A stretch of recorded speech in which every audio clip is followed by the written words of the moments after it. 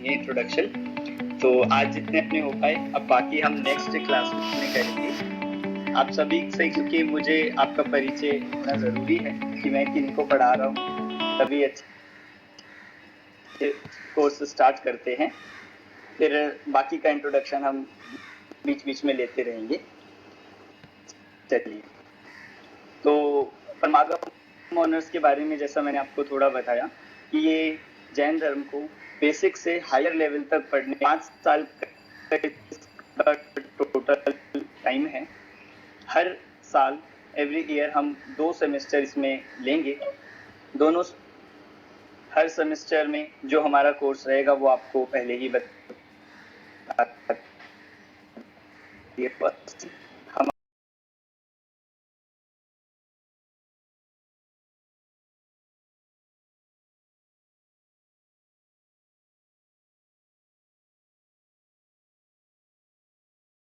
हम महामंत्र एक अनुशीलन जो आदरणीय छोटे दादा डॉक्टर हुकुमचंद जी भारिल द्वारा लिखी गई है। तो ये अपना फर्स्ट ईयर का फर्स्ट सेमेस्टर का सिलेबस रहेगा और सारा हमारा इस कोर्स का कि हम पूरे सारे टॉपिक्स को प्रैक्टिकल पॉइंट ऑफ व्यू से पढ़ेंगे। हम अपनी लाइफ में कैसे अप्लाई कर सकते हैं, क्या इसका इम्प्लीकेशंस है और क्या हमें डेली लाइफ में इससे बेनिफिट्स होंगे, उस पॉइंट ऑफ व्यू से हम यहाँ से शुरू करेंगे। जो एग्ज़ाम्स होंगे हमारे या असाइनमेंट्स होते हैं वो भी मोस्टली हमारे सारे ऑब्जेक्टिव ही होते हैं, तो उसके लिए भी आपको डरने की या घबराने की ज़रूरत नहीं है। हमें यहाँ पे जो एग्ज़ाम्स है वो भी MCQ इस सारे रहते हैं और जो असाइनमेंट्स भी आपको दिए जाते हैं वो हमारी डेली लाइफ से ही रिलेटेड होंगे। हमें अपनी लाइफ से ही सिचुएशंस को, एग्जाम्पल्स को ढूंढ के हमें यहाँ पे असाइनमेंट्स में करना होगा, वो मैं आपको टाइम टू टाइम बता दिया जाएगा। तो आज अभी हम जो हमारा वित्र विज्ञान भाग 1 है, आपने बहुत लोगों ने पढ़ा भी होगा। हम उससे पहले कुछ क्लासेस में अभी बाल बोध पाठमाला भाग को कवर अप करेंगे। बाल बोध पाठमाला भाग 1, 2, 3 ये जैन धर्म में हम यहाँ बात करें कि सबसे स्टार्टिंग में ही बच्चों को पढ़ाया जाता है, पाठशाला से ही बच्चों को पढ़ाया जाता है। पर होता क्या है, जब हम थोड़े बड़े हो जाते हैं और हमने ना पढ़ी हो तो हमें बच्चों के साथ पढ़ने में थोड़ा सा अजीब लगता है, थोड़ा सा हम ऐसा लगता है हम कैसे पाठशाला चले रहे, हम कैसे उनके साथ बैठ सकते हैं, तो हमें थोड़ा ऑकवर्ड सा लगने लगता है। पर बिना बाल बोध की नॉलेज के, उसके बेस के बिना हम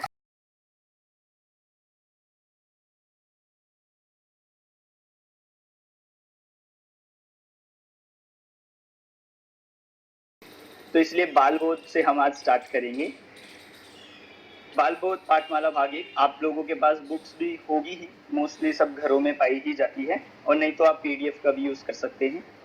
उसमें भी सबसे पहला चैप्टर कौन सा है, वो है नमोकार महामंत्र। नमोकार महामंत्र, इस चैप्टर के बारे में आज हम डिस्कस करेंगे। यहाँ पे पावर पॉइंट प्रेजेंटेशन खोल दी है, आप सभी जिनके पास बुक नहीं है आप इसकी हेल्प ले सकते हैं। चलिए, थोड़ा सा हम आप अपने साथ एक नोट्स के लिए कॉपी जरूर लेके बैठें, जो इसमें आएंगे आप उन्हें नोट डाउन कर सकें। चलिए, नमोकार महामंत्र का जो है अपना फर्स्ट चैप्टर है, आप फर्स्ट स्लाइड ही खोल दीजिए, मैं आपको बताता जाऊंगा कि कब नेक्स्ट करना है। हाँ, ये नमोकार महामंत्र से हम आज ये स्टार्ट करें।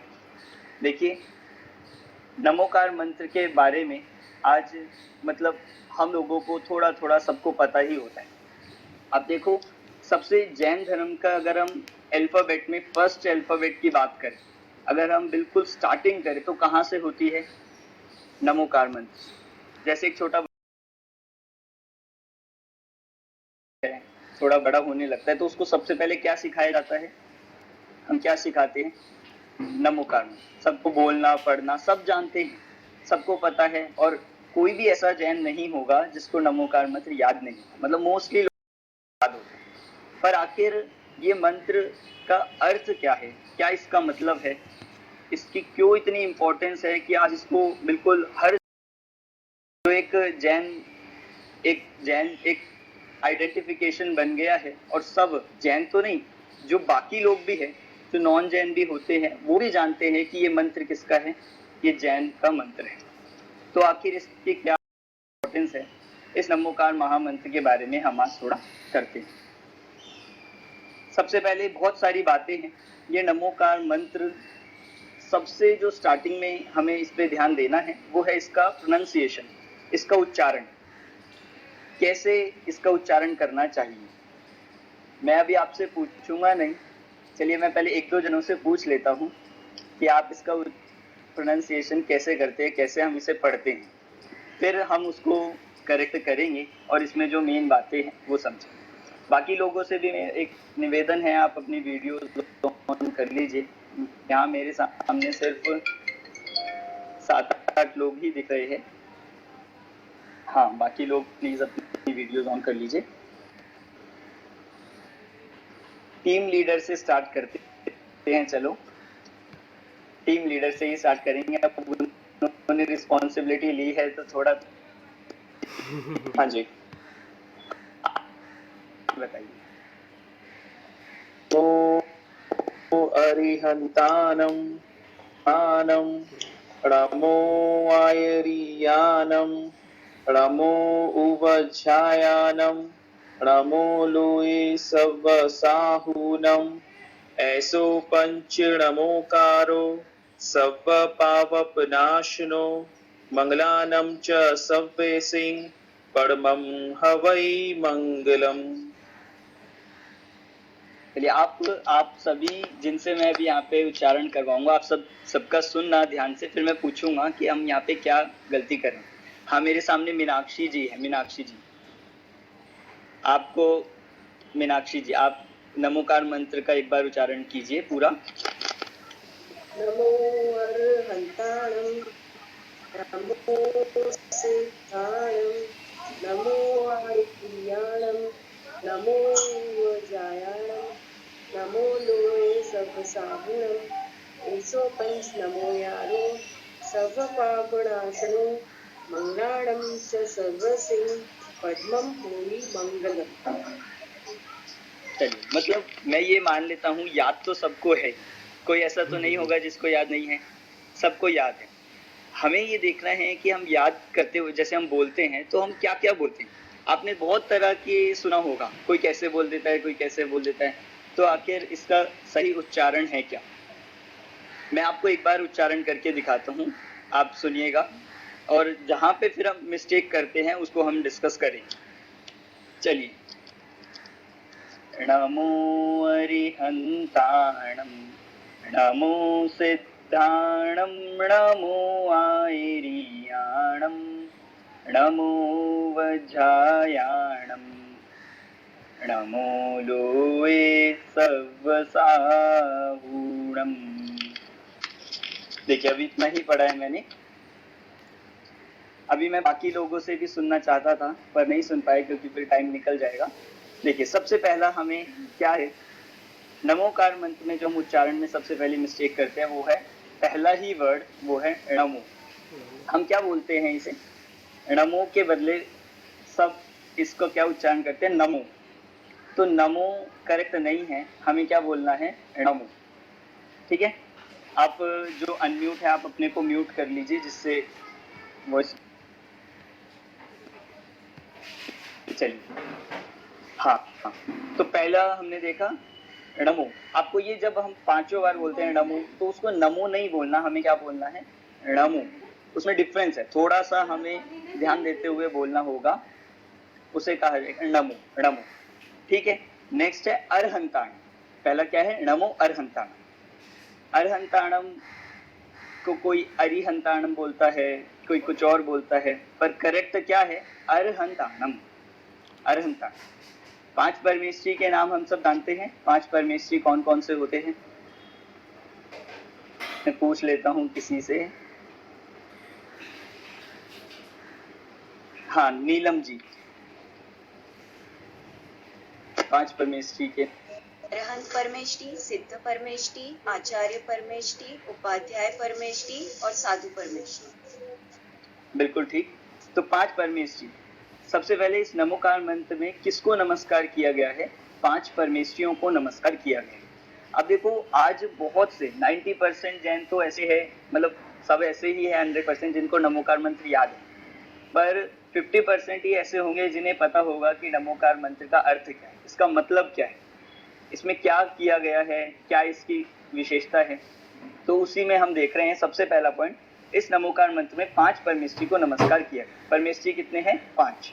अरिहंत, सिद्ध, आचार्य, उपाध्याय और साधु। 5 परमेष्ठी कौन से हुए? अरिहंत, सिद्ध, आचार्य, उपाध्याय और साधु। इन 5 परमेष्ठी के बारे में तो डिटेल हम बाद में पढ़ेंगे ही, अभी सिर्फ आपको नाम हमें इसके याद करने हैं। फिर इस नमोकार मंत्र की भाषा कौन सी लैंग्वेज में है, ये कौन सी भाषा में लिखा गया है? कोई बताएगा? चलिए मैं ही बता देता हूँ। प्राकृत। ये नमोकार मंत्र प्राकृत भाषा में लिखा गया। जैसे कितनी सारी भाषा हमने ग्रंथों में देखी है, हिंदी, संस्कृत, और संस्कृत से भी प्राचीन जो सबसे मानते हैं वो है प्राकृत भाषा। प्राकृत भाषा में ये नमोकार मंत्र लिखा गया है। ठीक, कहाँ लिखा गया? सबसे पहले इस नमोकार मंत्र को किसने लिखा? नमोकार मंत्र को लिखने वाला कौन है, बताइए। हाँ, अर्पित जी। अर्पित जी, आपको मैं देख पा रहा हूँ। किसने लिखा है ये सबसे पहले? मतलब हम सोचे कि हमें सबसे पहले कहाँ मिलता है, कौन सी बुक में हमें सबसे पहले देखते हैं।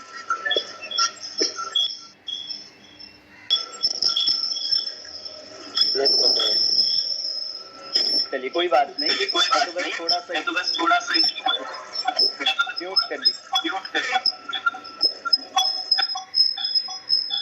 हाँ, तो ये नमोकार मंत्र, इसकी सबसे बड़ी क्वालिटी ये जो कही गई है, ये मंत्र अनादि निधन है। अनादि निधन, अनादि निधन का मतलब यही होता है कि इसको बनाने वाला कोई नहीं, इसको लिखने वाला कोई नहीं, कब से है, इसकी कोई बिगिनिंग नहीं थी, और कब तक रहेगा, ये अनंत काल तक रहने वाला है। इसलिए इस मंत्र को अनादि निधन मंत्र कहा जाता है। क्वेश्चन ये उठता है, फिर किसी ने तो लिखा होगा, कभी ना कभी कहीं से तो हमें लिखा हुआ मिला ही होगा। तो ये जो मंत्र है ये है तो अनादि से, पर ये लिखा किसने है, ये सबसे पहले हमें षट खंडागम ग्रंथ में मिलता है। षट खंडागम ग्रंथ का हमने नाम सुना होगा। तो सबसे पहला ग्रंथ हम जिसे मानते हैं षट खंडागम, आचार्य पुष्पदंत और भूतबली द्वारा लिखित जो ग्रंथ है, आचार्य पुष्पदंत और भूतबली, आज से 2000 साल पहले जो ग्रंथ लिखा गया है षट खंडागम ग्रंथ, उस ग्रंथ के मंगलाचरण के रूप में ये नमोकार मंत्र है। मतलब वो जो ग्रंथ है, उस ग्रंथ का जो मंगलाचरण है वो ये नमोकार मंत्र है। तभी से ये नमोकार मंत्र इतना प्रचलन में आ गया है। तो है ये अनादि से, मतलब क्योंकि 5 जो परमेष्ठी है ये कब से है? अरे कोई बिगनिंग नहीं थी। सिद्ध कब से जा रहे हैं? मोक्ष कब से बनते आ रहे हैं? अनादि से। इसलिए ये मंत्र भी कब से है? अनादि से। पर एक कभी ना कभी लिखा गया है, तो वो लिखने का मैंने आपको बताया षट खंडागम ग्रंथ के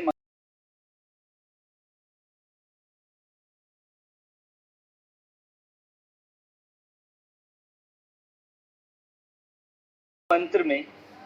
अब देखो, कोई ना कोई, जैसे ये मंत्र हम पढ़ते हैं, हम इसको गा के पढ़ते हैं, तो इसको पढ़ने का एक तरीका होता है। कोई कैसे पढ़ लेता है, कोई कैसे, पर इसको जिस ये छंद में लिखा गया, आप हर कोई छंद जो होता है, जो पैराग्राफ होते हैं, जो फ्रेज होते हैं, उनको पढ़ने का एक अपना तरीका होता है। तो ऐसे इस नमोकार मंत्र ये गाथा छंद में लिखा गया। कौन से छंद में? गाथा छंद में। ये आपको करना है, गाथा छंद में ये लिखा गया है। प्राकृत भाषा है, छंद गाथा है। अब गाथाओं को हम कैसे पढ़ते हैं? उसी तरह, क्योंकि देखो जब म्यूजिक बजता है या फिर हम नमोकार मंत्र की जो ट्यूनिंग लगाते हैं, वो तरीके से लोग पढ़ने लगे, पर जो उसका एक्चुअल पढ़ने का तरीका है वो क्या है, मैं आपको नमो अरिहन्ताणं नमो सिद्धाणं नमो आयर्याणं नमो वज्रायाणं नमो लोये सवसाहुणम्। ध्यान दिया आप सभी ने कैसे पढ़ना है? तो इस तरह से हमें इस नमोकार मंत्र को पढ़ना चाहिए। ठीक, मैं आपसे लास्ट में करवा के देखूंगा कुछ लोगों से कि कैसे पढ़ना है। अब आगे इस नमोकार मंत्र के बारे में और भी चीजें हम सुनते हैं कि इसमें अक्षर है। कोई बता सकता है कितने अक्षर और कितनी मात्राएं हैं? इस नमोकार मंत्र में 35 अक्षर, 35 और 52 35 अक्षर है और 58 मतलब 58 मात्राएं, 58 इसमें मात्राएं हैं। आप काउंट भी कर सकते हो। 35 मतलब 35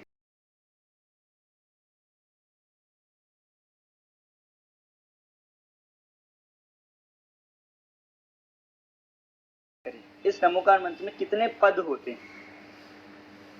तो इस नमोकार 5 पद है। अरिहंत, सिद्ध, आचार्य, उपाध्याय और साधु। पद कितने हैं? 5 पद हैं। ये जो 5 परमेश्वरी है इन्हीं को क्या कहा? पद कहा है। तो ये 5 पद होने से इस नमोकार मंत्र में ये 5 अरिहंत आदि कहे। देखिए इस नमोकार मंत्र के बारे में आपका जो हमारा पहला सेमेस्टर है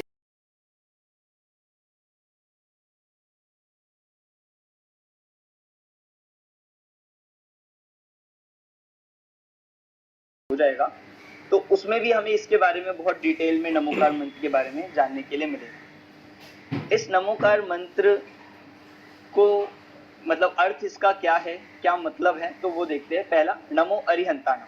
नमो अरिहंताणम अर्थात अरिहंतों को नमस्कार। इसमें क्या किया गया है? पूरे मंत्र में अगर हम देखें तो 5 परमेश्वरी को नमस्कार किया गया। नमो, नमो मतलब होता है नमस्कार करना, नमस्कार हो। किसको? तो पहला का अरिहंत, सिद्धों को नमस्कार।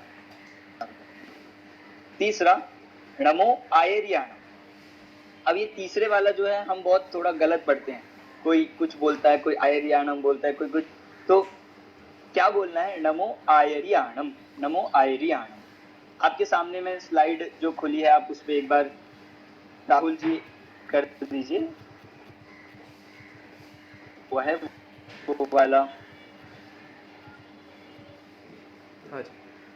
आगे आएगा, आप कर दीजिए एक बार। हमें जो उसका क्या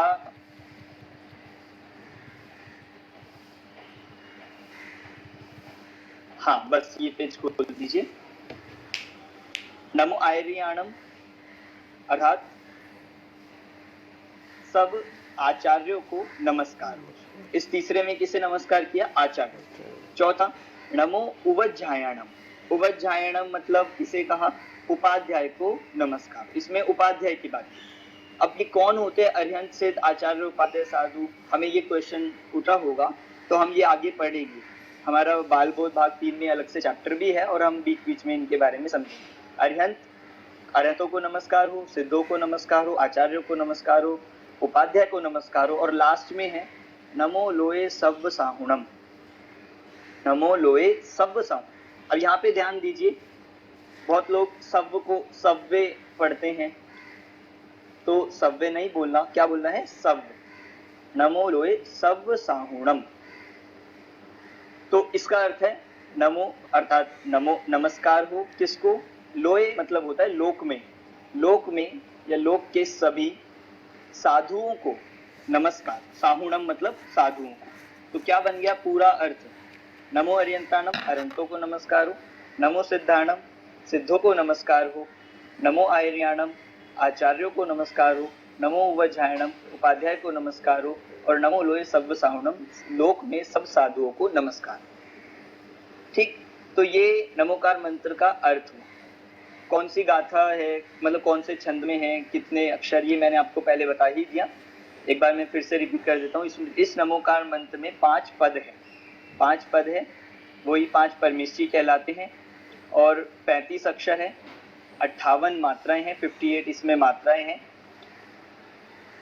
देखो इतनी सारी बातें हैं इस नमोकार मंत्र में, हमें तो ऐसा लगता था बस पढ़ लिया और याद हो गया बस बहुत है। नहीं, इस नमोकार मंत्र में बहुत सारी बातें हैं। देखो इस नमोकार मंत्र के और भी नाम हमें मिलते हैं। पिछली स्लाइड एक बार खोल दीजिए, स्लाइड नंबर 2। हाँ, इस नमोकार मंत्र के अन्य नाम, मतलब इसको बहुत सारे नाम से हम बुला सकते हैं, बहुत सारे नाम इसके जाने जाते हैं। जैसे सबसे पहले लिखा आपके सामने महामंत्र, महामंत्र कहा जाता है। महामंत्र मतलब कि ऐसा मंत्र है जो सबसे बड़ा मंत्र। महामंत्र की ये सब मंत्रों में महान मंत्र है। दूसरा अनादि निधन मंत्र। अनादि निधन का मतलब अभी आपको मैंने बताया, अनादि मतलब जो अनादि से है, और अनिधन कभी जिसका नाश नहीं होने वाला, कभी जो खत्म नहीं होने वाला, कब से है, अनादि से लेके बहुत अनंत काल तक रहेगा। तो ये हो गया अनादि निधन मंत्र। तीसरा है मूल मंत्र। मूल मंत्र मतलब कि ऐसा मंत्र कि बाकी मंत्र भी इसी से बने हैं। मूल मतलब क्या होता है, बेस। मूल मतलब क्या होता है कि जो सबका आधार हो, बेस हो। तो जितने भी बाकी मंत्र है वो भी कैसे बने हैं, इस नमोकार मंत्र से ही बने हैं, निकले हैं, इसलिए इसे मूल मंत्र भी कहते हैं। और लास्ट है अपराजित मंत्र। अपराजित मंत्र, अपराजित का मतलब होता है जिसको कभी हराया ना जा सके, जिसको कभी पराजित ना किया जा सके। तो ऐसा ये मंत्र है कि जिसका कोई कंपेयर नहीं कर सकते, किसी से कोई कंपैरिजन ही नहीं है, ऐसे इस मंत्र को कहा अपराजित मंत्र, जो कभी किसी के द्वारा जिसका कभी हराया ना जा सके। तो ऐसा इसे कहते हैं अपराजित। तो ये नमोकार मंत्र के अन्य नाम हम यहाँ पे देखते हैं।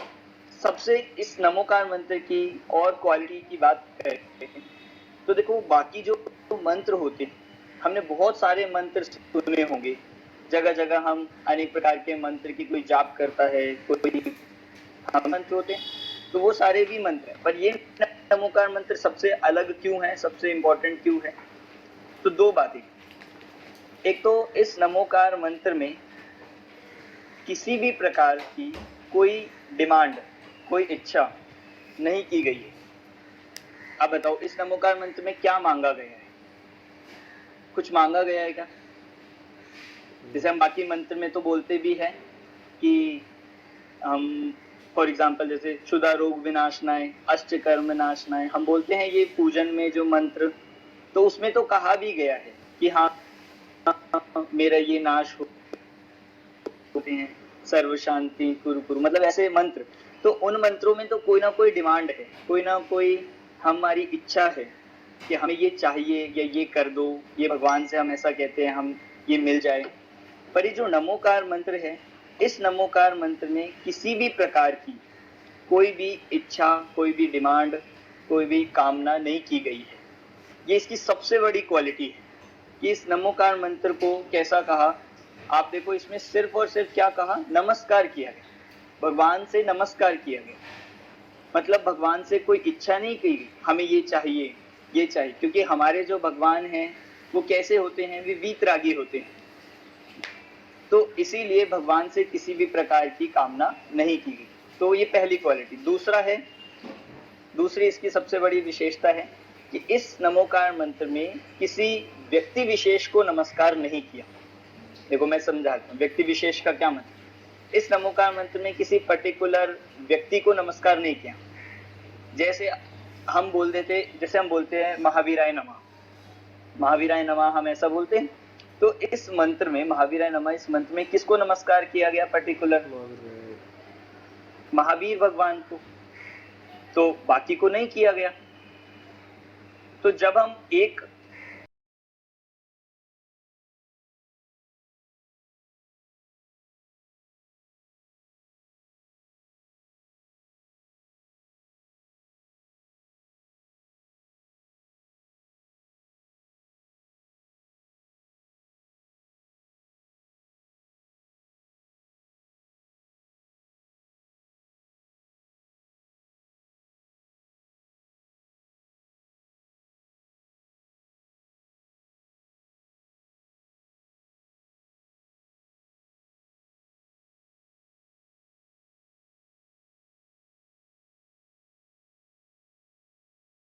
जो मोक्ष मार्ग में जाने से पहले एक पद आता है, वैसे इन पदों को कहा गया अरिहंत, ये आचार्य, उपाध्याय, साधु, ये सारे उसी तरह के पद हैं।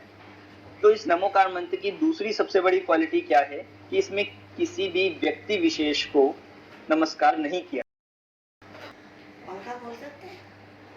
देखिए अब आगे, अच्छा ठीक है। इस देखो जैन धर्म की भी हम अगर सबसे बड़ी क्वालिटी, सबसे बड़ी विशेषता की बात करें तो जैन धर्म ऐसा ही है।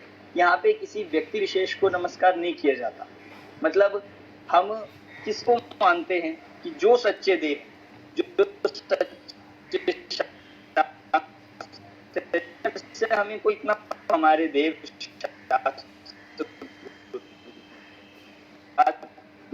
लगती है। हाँ, एक क्वेश्चन आया है कि जहाँ जो ये साधु की बात है, लोक के सब साधु को नमस्कार हो, तो यहाँ पे कौन से साधु लिए गए, कौन से साधु लेने हैं? यहाँ पे हमें लोक में कितने सारे साधु दिखते हैं, कितने सारे स्पिरिचुअल और बाबा दिखते हैं, तो क्या उनको भी इसमें नमस्कार किया गया है? नहीं। इस मंत्र में, इस महामंत्र में, नमोकार मंत्र में सच्चे गुरु को, सच्चे साधु को, उनको ही नमस्कार किया गया है। सच्चे साधु मतलब कौन? जो बीतरागी हो, उन्हें ही सच्चे साधु कहा जाता है। जो निर्ग्रंथ, दिगंबर, भावलिंगी, मुनिराज होते हैं, जो अपने दिगंबर साधु होते हैं, उन्हीं को यहाँ पे साधु कह के कहा गया है। उन साधु को ही इस मंत्र में नमस्कार किया। सब साधु नहीं, सब साधु कहने का मतलब सब में कौन है? सब दिगंबर साधु, सब जो सच्चे दिगंबर साधु हैं, उनको इस मंत्र में नमस्कार किया गया है। ठीक है, इतना समझ आ गया आपको नमोकार महामंत्र के बारे में? ये थोड़ा सा जो हमने ये देखा। आप हाँ, स्लाइड आप आगे खोल दीजिए राहुल जी, स्लाइड आगे। हाँ, ये अर्थ वाला अपना हो गया है। ये अर्थ किसको नमस्कार किया? देखो जो लास्ट में नमो लोय सब कहा, वो हम पांचों पद में लगाना है। नमो लोय मतलब लोक के सभी अरिहंतों को, सिद्धों को, आचार्यों को, उपाध्याय को और साधु को नमस्कार। चलिए ये वाली भी देखो। हाँ, अब यहाँ पे रोकिए। अब अगर हम पांच परमेश्वरी की बात करते हैं, पांच परमेश्वरी अरिहंत, सिद्ध, आचार्य, उपाध्याय, साधु, ये पांच परमेश्वरी होते हैं। इन पांच परमेश्वरियों में से हम थोड़ा सा इनका स्वरूप देखते हैं, पांचों परमेश्वरी का। अरिहंत कौन होते हैं? मिलते हैं हमें, कहाँ रहते हैं अरिहंत परमेश्वरी? बताइए कोई, जिन्होंने पढ़ रखा है। हाँ, नीलम जी, आपने बोला था ना, आपने बालबोध पढ़ी हुई है। हाँ जिनालय या मंदिरों में जो प्रतिमाएं हमें दिखती हैं, जिन बिंब दिखता है, उन्हें हम अरंत परमेष्टि कहते हैं, जिनके 4 घातीय कर्मों का क्षय हो चुका है। बहुत अच्छे। हाँ, मतलब डिटेल तो हम आगे पढ़ेंगे ही, बस थोड़ा सा ये देखना था कि अरंत परमेष्टि कहाँ रहते हैं। अब देखो जो मंदिर में, हम थोड़े सा डिस्कशन करें, जो मंदिर में हमारे भगवान हैं वो कौन से परमेष्टि कहलाते हैं? जो प्रतिमा होती है वो कौन सी परमेष्टि की प्रतिमा कहलाएगी? हम मंदिर में देखिए, आप अगर हम फॉर एग्जांपल ले, जैसे महावीर भगवान, आपके यहाँ पे अगर महावीर भगवान का मंदिर, तो महावीर भगवान अभी कहाँ है? अगर हम सोचे महावीर भगवान कहाँ है, कौन सी दशा में है, तो वे तो भगवान बन चुके हैं। महावीर भगवान तो सिद्ध हो चुके हैं, वे तो सिद्ध शिला में जा चुके हैं। हम दीपावली के दिन देखते ही है कि उनको निर्वाण की प्राप्ति हुई थी। तो भगवान महावीर को तो मोक्ष हो चुका है, मतलब वे तो सिद्ध बन चुके हैं। पर फिर मंदिर में जो महावीर भगवान हैं या महावीर भगवान की जो प्रतिमा बनाई जाती है, वो कौन से परमेष्टि की कही जाएगी? अरिहंत, अरिहंत परमेष्टि। मतलब देखिए, जब तक सिद्ध नहीं होते, जब तक सिद्ध नहीं होते, 4 घाती कर्मों का नाश होता है। अब कौन से होते हैं कर्म, कौन से घाती कर्म, ये हम पढ़ेंगे। जब 4 घाती कर्मों का नाश होता है, तब जो दशा होती है उसे कहते हैं हम अरिहंत परमेष्टि। अब अरिहंत परमेष्टि आज कहाँ है हमारे आसपास? कहीं आपको दिखाई देते हैं असली में? नहीं दिखते। इसीलिए आज हमारे आसपास यहाँ पे कहीं साक्षात प्रत्यक्ष रूप में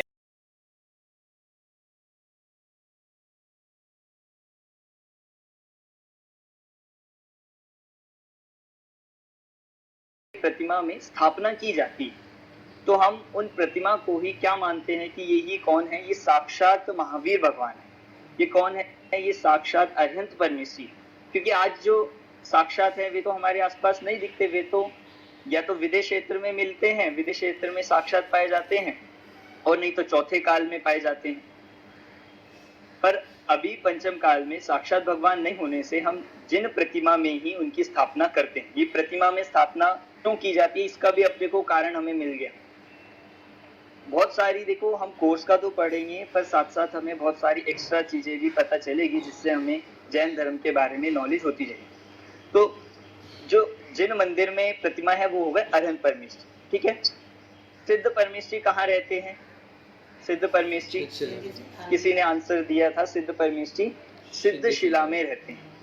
सिद्ध शिला कहाँ होती है वो हम आगे देखेंगे, कि लोक के बिल्कुल टॉप में, जो हमने लोक का एक आकार देखा है, लोक का हम चित्र देखते हैं, उसमें बिल्कुल जो टॉप वाला एरिया है वहां पे सिद्ध शिला होती है, जिसे हम कहते हैं लोक के अग्रभाग में वे विराजमान होते हैं। तीसरे है आचार्य, फिर उपाध्याय और साधु। अगर हम इन पांचों परमेश्वरी को देखें, जैसा कि स्लाइड में आ रहा है, पांचों परमेश्वरी में कितने परमेश्वरी भगवान हैं और कितने परमेश्वरी गुरु हैं?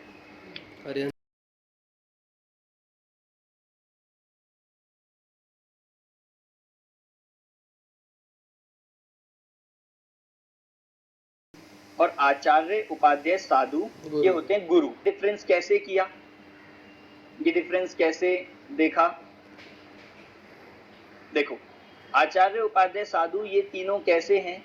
ये तीनों, हम इनको तीनों को एक वर्ड में हम मुनि कह सकते हैं। आचार्य, उपाध्याय, साधु तीनों क्या है? मुनि है। और अरिहंत और सिद्ध, इन दोनों को हम भगवान कहते हैं। आचार्य, उपाध्याय, साधु क्योंकि ये हमें साक्षात दिखाई भी देते हैं, और ये 28 मूल गुण, 36 मूल गुण और 25 मूल गुण का पालन करते हैं। ये तीनों परमेश्वरी मुनि कहलाते हैं, गुरु कहलाते हैं। और अरिहंत और सिद्ध ये क्योंकि भगवान बन चुके हैं। एक जिन्होंने 4 घाती कर्मों का नाश किया वे अरिहंत, और जिन्होंने 8 कर्मों का नाश कर दिया, अब संसार से रहित हो गए, वे हो गए सिद्ध। तो ये अगर हम पांचों को बांटेंगे तो अरिहंत और सिद्ध ये दोनों भगवान हैं, और आचार्य, उपाध्याय, साधु ये 3 परमेश्वरी होते गुरु। समझ आया आपको क्यों इनको गुरु कहा? डिफरेंस हम कर सकते हैं इनमें, क्योंकि देखो जैसा हम गुरु के साथ, जैसा व्यवहार गुरु के साथ किया जाता है वैसा अरिहंत और सिद्ध से नहीं कर सकते। देखो एक डिफरेंस, जैसे जो गुरु हैं आचार्य, उपाध्याय, साधु ये आहार लेते हैं, आहार करते हैं, पर क्या अरिहंत भगवान जो हमारे जिन मंदिर में हैं या सिद्ध भगवान वो आहार लेते हैं क्या? वो नहीं लेते। तो इसका अंतर आप देख सकते हो, बहुत सारे डिफरेंस इनमें हो सकते हैं अरिहंत और सिद्ध परमेश्वरी। ठीक, तो पांचों परमेश्वरी में हमने ये देखा कितने गुरु है और कितने भगवान है। हम इसको दूसरे शब्दों में भी ऐसा कह सकते हैं, कितने गुरु है और कितने देव हैं। तो अरिहंत और सिद्ध देव हैं, बाकी 3 गुरु। चलिए एक क्वेश्चन मैं बीच में आपसे पूछता हूँ कि जो 5 परमेश्वरी हैं, इन 5 परमेश्वरी में से हमें कितने परमेश्वरी दिखाई दे सकते हैं?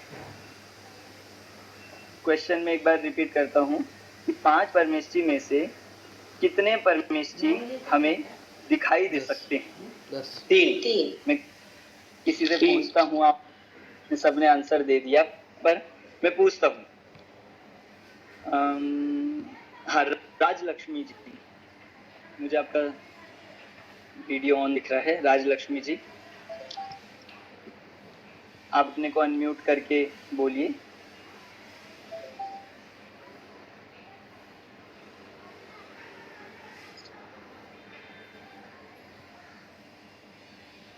चलिए कोई और, किसी और से पूछते हैं। हाँ राहुल जी जो हमारे टीम लीडर हैं। हाँ जी। हाँ, आचार्य, उपाध्याय और साधु दिखाई दे सकते हैं। सर 3 दिखाई देते हैं, आचार्य, उपाध्याय और साधु। अच्छा, तो और किसी का कोई और आंसर है इसमें, ये सब इससे एग्री करते हैं? नहीं जी, यही है, 3 दिखाई।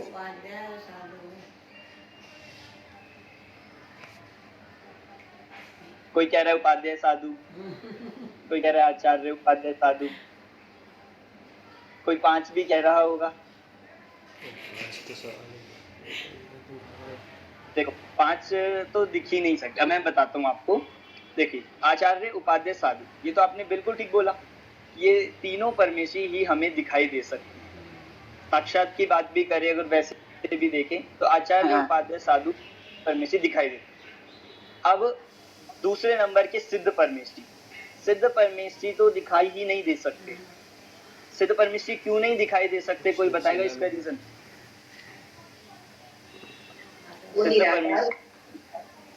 सिद्ध परमेशी क्यों नहीं दिखाई दे सकते? क्योंकि वो सिद्ध शिला में बैठे। क्यों? क्यों नहीं? रीजन ये नहीं है कि वो सिद्ध शिला में, बात ये क्योंकि वो शरीर रहित है। शरीर ही नहीं। हाँ, क्योंकि उनके शरीर ही है। शरीर हो तो ही दिखता है। अब आप सब पहले अपने को म्यूट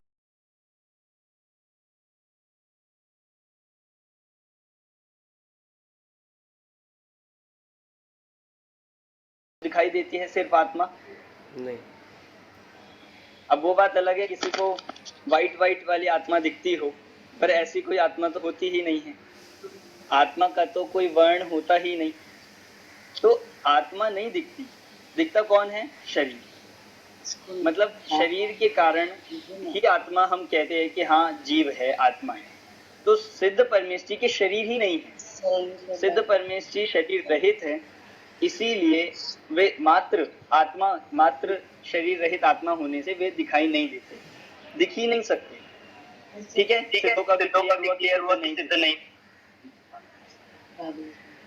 हाँ हाँ। अब आप एक बार म्यूट कर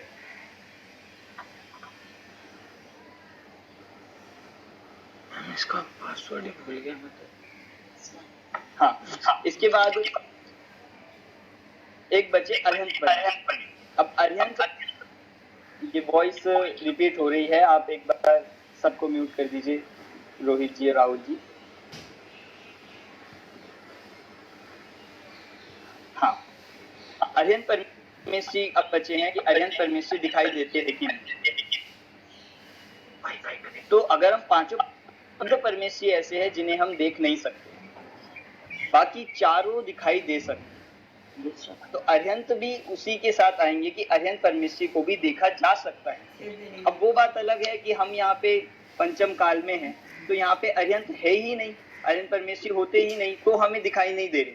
पर इसका मतलब ये नहीं है कि अरिहंत परमेष्टि को हम देख नहीं सकते, क्योंकि अरिहंत परमेष्टि भी शरीर सहित होते हैं। अपने अभी उनके शरीर का अभाव नहीं हुआ। आपने देखा होगा समोषण क्या होता है, समोषण में बीचों बीच बैठे होते हैं, तो वो अरिहंत परमेष्टि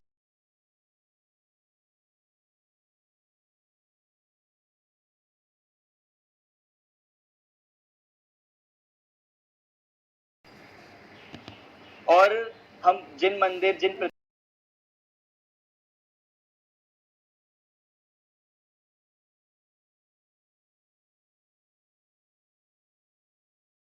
अब जब देखा जाएगा कि कितने परमेष्टि देखे जा सकते हैं, तो वो है 4, और सिर्फ एक सिद्ध परमेष्टि ऐसे है जिन्हें नहीं देख सकते। ठीक है, चलिए अब हम नेक्स्ट स्लाइड पे चलते हैं, क्योंकि इसमें से बात आई थी भगवान और गुरु कितने होते हैं, ये बात अब आगे चलते हैं। देखो ये पॉइंट आ गया, अरिहंत शरीर सहित भगवान है और सिद्ध शरीर रहित भगवान है। देखिए ये 5 जो परमेष्टि होते हैं, ये 5 परमेष्टि 5 स्टेप्स है। हम इसको ऐसा कहते हैं, मोक्ष जाने से पहले ये 5 स्टेप्स है। 5 स्टेप कौन कौन से? अगर हम नीचे से बात करें, कौन कौन से स्टेप्स है? साधु, उपाध्याय, आचार्य और सिद्ध और अरिहंत।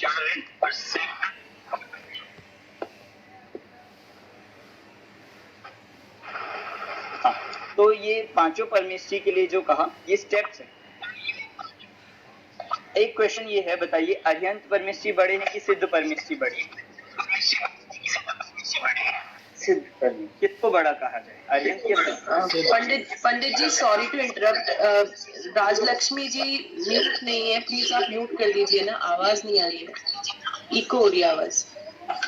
हाँ, जो टीम लीडर है, टीम लीडर ही हमारे होस्ट है, तो आप थोड़ा देखिए।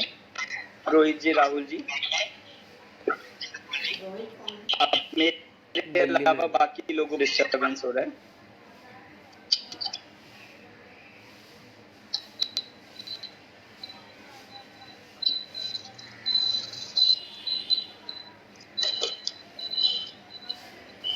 रोहित जी, बाकी लोगों को म्यूट कर दीजिए।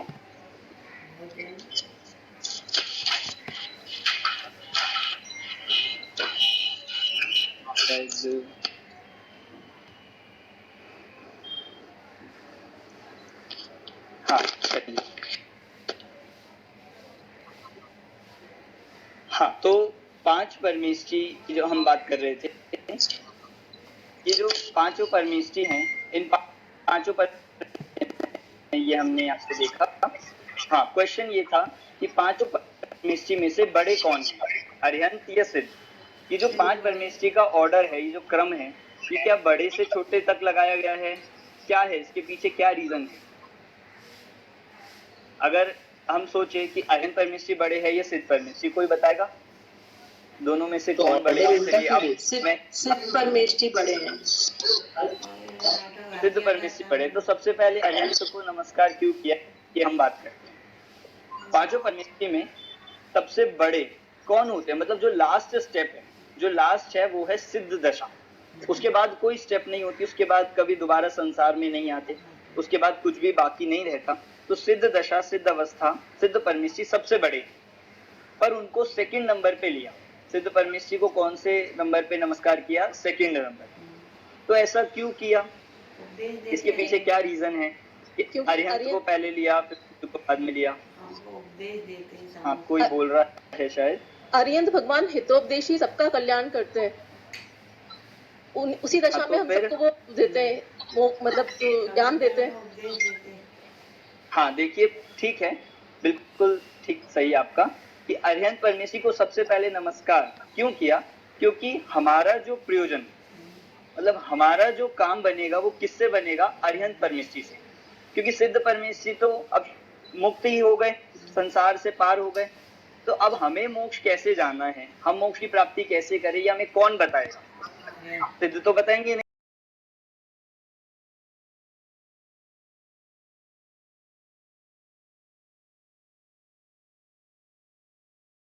को नमस्कार किया। अरिहंत परमेष्ठी से ही हमें दिव्य, ये जो दिव्य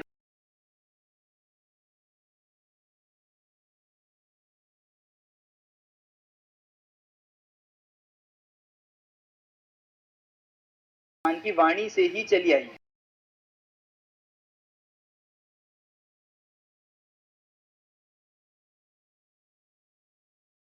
आज हमारे पास ये जिनवाणी आई है, ठीक। तो अरिहंत परमेष्ठी ही हमें मोक्ष मार्ग बताने वाले, हमारा जो प्रयोजन है वो अरिहंत परमेष्ठी से सिद्ध होगा। इसीलिए सबसे पहले अरिहंत परमेष्ठी को नमस्कार किया गया है। समझ आया?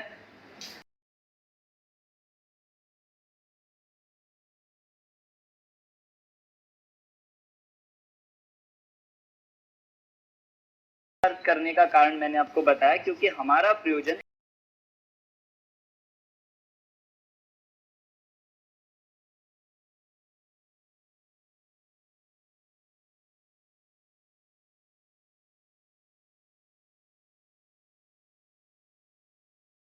थोड़ा हम जानते भी है। एक मुनि संघ होता है, मान लीजिए एक मुनि राजों का संघ है, तो उसमें बहुत सारे साधु होते हैं, कई उपाध्याय भी होते हैं, और उस संघ के एक आचार्य भी होते हैं। आचार्य का काम क्या होता है? पूरे संघ को मैनेज करना, पूरे संघ को पढ़ाना, मतलब पढ़ाना, उसको पूरा सिस्टम क्या होता है। जैसे हमारे स्कूल्स में प्रिंसिपल होते हैं, प्रिंसिपल का काम क्या होता है? पूरा मैनेज करना, पूरा ऑब्जर्व करना, ध्यान रखना एक एक बात का। ऐसे ही संघ में, मुनिराजों के संघ में आचार्य परमेष्ठी का काम होता है। वे नए साधुओं को दीक्षा देते हैं, प्रायश्चित देते हैं, पूरे संघ को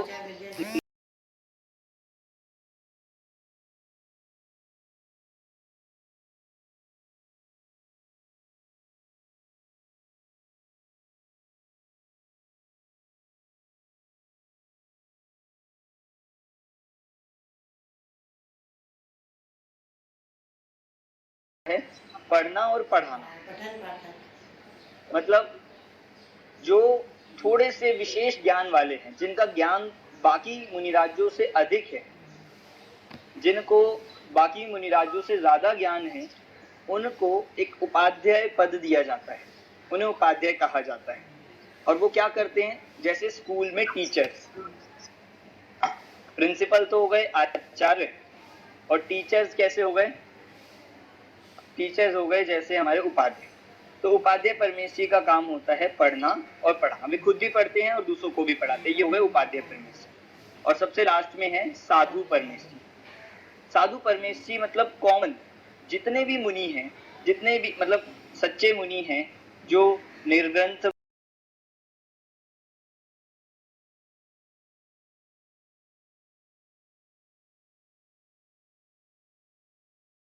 का काम क्या होता है, जैसे स्कूल में स्टूडेंट्स अपना पढ़ना और ध्यान, इसको हम कहते हैं ज्ञान और ध्यान ही उन साधुओं का, मुनिराजों का काम होता है, इसीलिए उनको यहाँ पे नमस्कार। तो आपको समझ आया, ऑर्डर तो क्रम मतलब बड़े से छोटा है, पर सबसे पहले अरिहंत परमेश्वरी को नमस्कार इसलिए किया क्योंकि हमारा प्रयोजन अरिहंत परमेश्वरी से ही सिद्ध होता है, और हमारा जो काम है वो अरिहंत परमेश्वरी से ही होता है। अरिहंत, फिर उसके बाद सिद्ध, आचार्य, उपाध्याय, साधु। ठीक है, हमें पता होना चाहिए कि बड़े तो सिद्ध हैं, पर नमोकार मंत्र में सबसे पहले अरिहंतों को नमस्कार क्यों किया। ठीक है, ऐसा क्वेश्चन भी आपका आ सकता है, तो आप अभी से तैयारी करते रहिए। अब आगे चलते हैं इस 5 नमोकार मंत्र के बारे में। देखिए, ये इस स्लाइड में ये बात आ गई, मुनियों के नेता, मुखिया, संचालक मतलब जो हेड है, जो पूरे उसके लीडर है, वो होते आचार्य, फिर जो पढ़ाने वाले हैं वे उपाध्याय, और जो सिर्फ सामान्य रूप से जो मुनि हैं जिनको हम स्टूडेंट की तरह कह रहे हैं वो कहलाएंगे साधु। चलिए नेक्स्ट चलते हैं।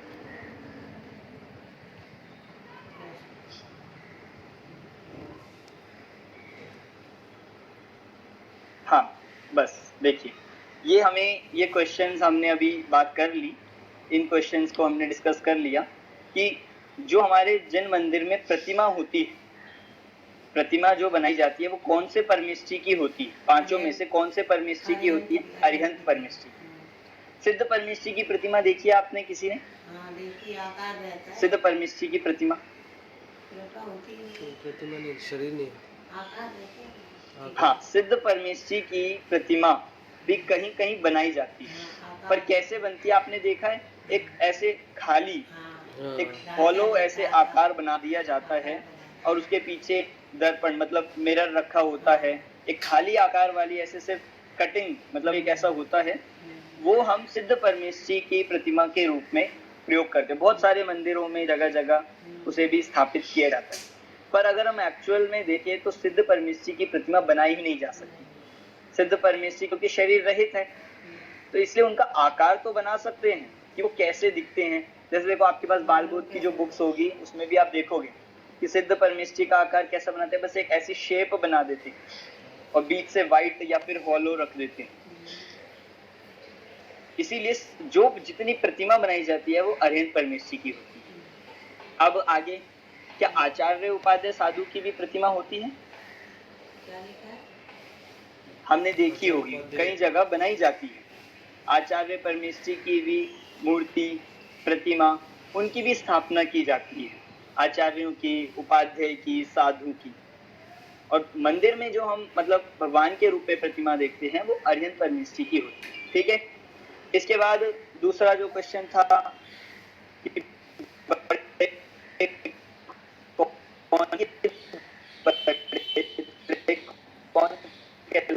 उन्होंने मोक्ष की प्राप्ति कर ली है, पर फिर अरिहंत को पहले नमस्कार क्यों किया?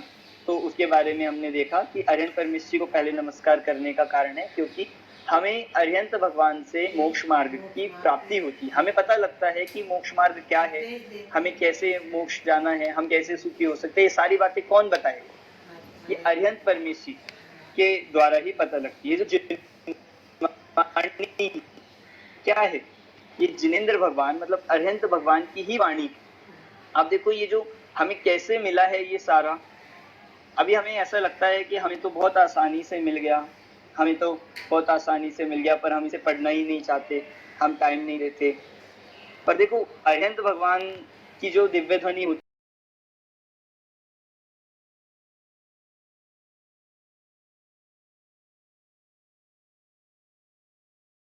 पास करते हैं, फिर आगे पास करते हैं, ऐसे करते करते ये जिनवाणी हमें आज मिली।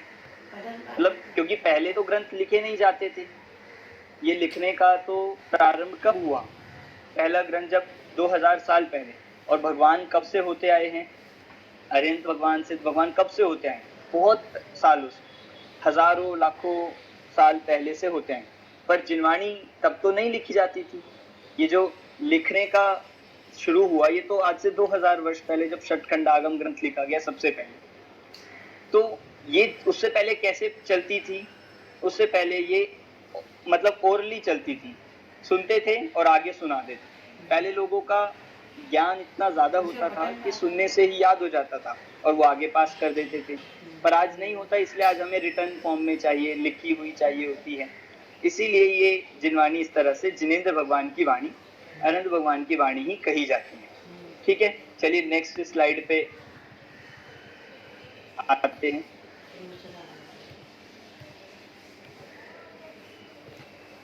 हाँ, एक इसमें क्वेश्चन है, इस पे हम थोड़ा डिस्कस करेंगे।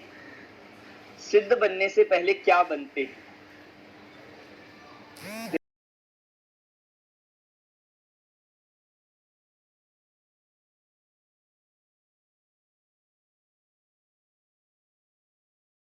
सिद्ध दशा तक पहुंचना है तो उससे पहले क्या क्या पद, मतलब कौन कौन से पद प्राप्त करना अनिवार्य है, मतलब जरूरी है, कंपलसरी है, कि जिनके बने बिना सिद्ध नहीं हो सकते। ऐसे कौन से हैं इन पांचों में से?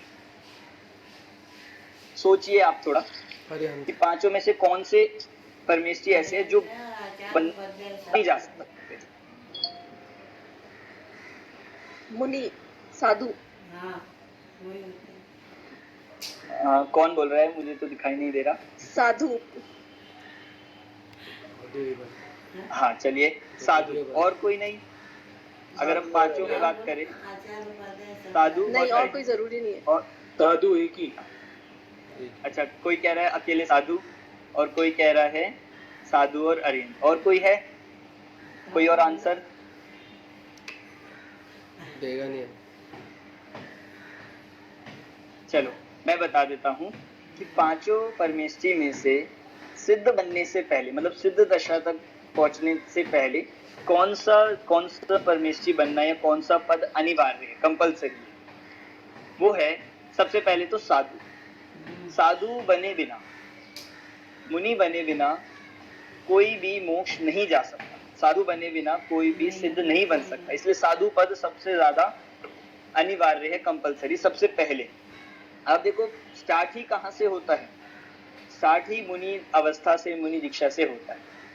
अब इसके बाद क्वेश्चन ये है कि क्या अरिहंत बनना जरूरी है या नहीं?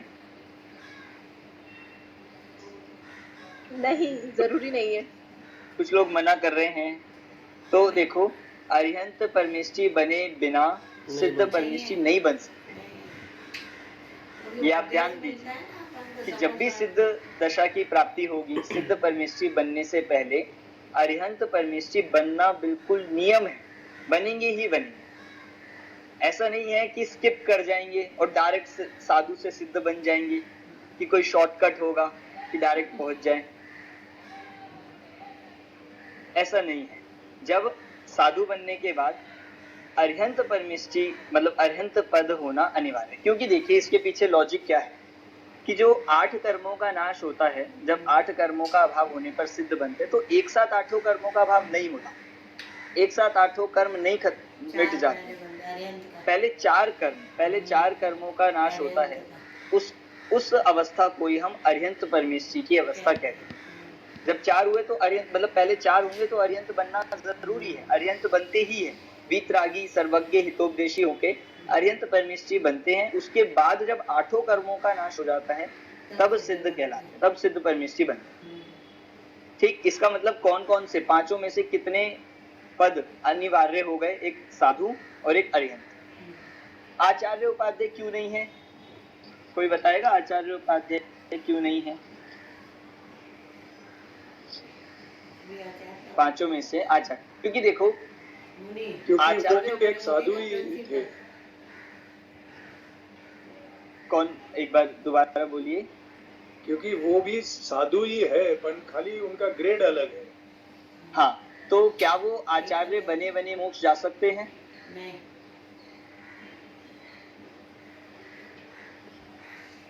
देखिए मैं बता देता हूँ कि वैसे आचार्य उपाध्याय साधु तीनों ही एक प्रकार से मुनि हैं, तीनों ही एक प्रकार के साधु हैं, पर आचार्य और उपाध्याय एक विशेष पदवी है, ये एक विशेष उनकी जिम्मेदारी है, एक रिस्पॉन्सिबिलिटी है प्रिंसिपल कि भाई उपाध्याय की क्या है, पढ़ना और पढ़ाना। आचार्य की क्या है, पूरे संघ को देखना, उसका नायक होते हैं, उसको मैनेज करते हैं, दीक्षा देते हैं, तो ये उनके ऊपर इतनी विशेष रिस्पॉन्सिबिलिटी होती है। तो ऐसे आचार्य और उपाध्याय वे होते जरूर है, मतलब वे मुनि जरूर होते हैं, परंतु मोक्ष जाने से पहले उन्हें अपना आचार्य और उपाध्याय पद छोड़ना होता है। ये नियम ही है कि जो भी मोक्ष जाएंगे उनके लिए साधु बनना तो जरूरी है, साधु बनना तो कंपलसरी है, पर आचार्य उपाध्याय बनना कंपलसरी नहीं, छोड़ना होता है। इसका मतलब क्या है, उन्हें अपना आचार्य पद छोड़ के एक सामान्य मुनि बनना पड़ता है। उपाध्याय पद छोड़ के एक सामान्य मुनि बनते हैं, तभी जाके वे मोक्ष प्राप्त कर सकते हैं। जब तक वो आचार्य पद में रहेंगे, जब तक वो आचार्य रहते हैं, तब तक मोक्ष नहीं होता। इसीलिए ये बात कही गई कि साधु और अरिहंत ये दो तो बिल्कुल कंपलसरी है, इन दो से ही मोक्ष की प्राप्ति होगी कि पहले साधु बनते हैं, और अगर आचार्य उपाध्याय बनते हैं तो ठीक, अगर नहीं बने तो डायरेक्ट साधु से अरिहंत परमेष्ठी बन के वे सिद्ध परमेष्ठी बन जाते हैं। ठीक है, ये बात समझ आ गई। तो ये जो क्वेश्चन था कि सिद्ध बनने से पहले क्या बनते हैं और किस क्रम से, अगर क्रम मतलब क्या ऑर्डर है इनको प्राप्त करने का, तो कोई कहे जब अरिहंत परमेष्ठी बनना है तो पहले ही डायरेक्ट अरिहंत बन जाओ। डायरेक्ट अरिहंत बन सकते हैं क्या? नहीं बन सकते। अरिहंत बनने के लिए साधु बनना, साधु पद कंपलसरी। तो ये देखो, ये इतनी सारी बातें हमें नमोकार मंत्र से ही पता लग रही है कि नमोकार मंत्र में किसको नमस्कार किया, पांचों परमेष्ठी को। पांच परमेष्ठी कौन होते हैं, ये सारी चीजें हम इसमें देख रहे हैं। चलिए नेक्स्ट स्लाइड पे, नेक्स्ट स्लाइड कर दीजिए।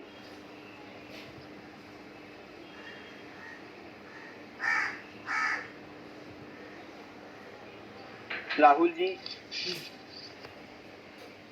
शायद वो नहीं सुन पा रहे हैं, चलिए कोई बात नहीं। अरे देखिए अब थोड़ा और बात करें, ये जो नमोकार मंत्र है, इस नमोकार मंत्र की महिमा क्या है?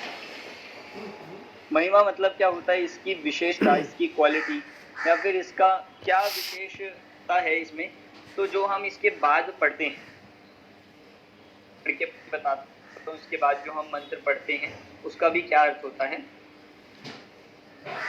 ऐसो पंच नमो यारो सब पावपणासनो मंगलाणं च सवेसिं परमं होई मंगलम। तो देखो, ये नमोकार मंत्र की महिमा है। इसे क्या कहते हैं? नमोकार मंत्र की महिमा। हम पढ़ते तो हैं पर हमें नहीं पता ये क्या है। कोई पूछे कि नमोकार मंत्र की महिमा क्या है, ये पाठ करते हैं कि नमोकार मंत्र की महिमा क्या है। महिमा नमोकार मंत्र की, तो देखो इसका मैं अर्थ बताता हूँ, आप ध्यान से सुनिएगा। ऐसो पंच नमो यारो, ऐसो पंच नमो यारो मतलब ऐसा, मतलब ये पंच नमो यारो, ये पंच नमस्कार मंत्र। ये जो मंत्र है, जिस मंत्र की हम बात कर रहे हैं, ये मंत्र कौन सा? पंच नमस्कार मंत्र, मतलब पांच परमेष्ठी को जिसमें नमस्कार किया गया, ऐसा पंच नमस्कार मंत्र कैसा है? सेकंड, सब पावपणासन। पहला हो गया ऐसो पंच नमो यार, मतलब ये पंच नमस्कार मंत्र। दूसरा, सब पावपणासनो, सब पापों का नाश करने वाले। सब मतलब सर्व, मतलब सारे, पावक पणासनो मतलब पापों का नाश करने वाला, सब पापों का नाश करने वाला है। तीसरा मंगलाणम च सव्यसिम, मंगलाणम च सव्यसिम मतलब मंगलों में, सब मंगलों में। इसका क्या अर्थ हुआ? सब मंगलों में पहला कैसा है? पहला मंगल है। परमम मतलब प्रथम होता है और मंगल, तो पूरा ऐसो पंच नमो यारो, ऐसा ये जो पंच नमस्कार मंत्र है सब पापों का नाश करने वाला है और सब मंगल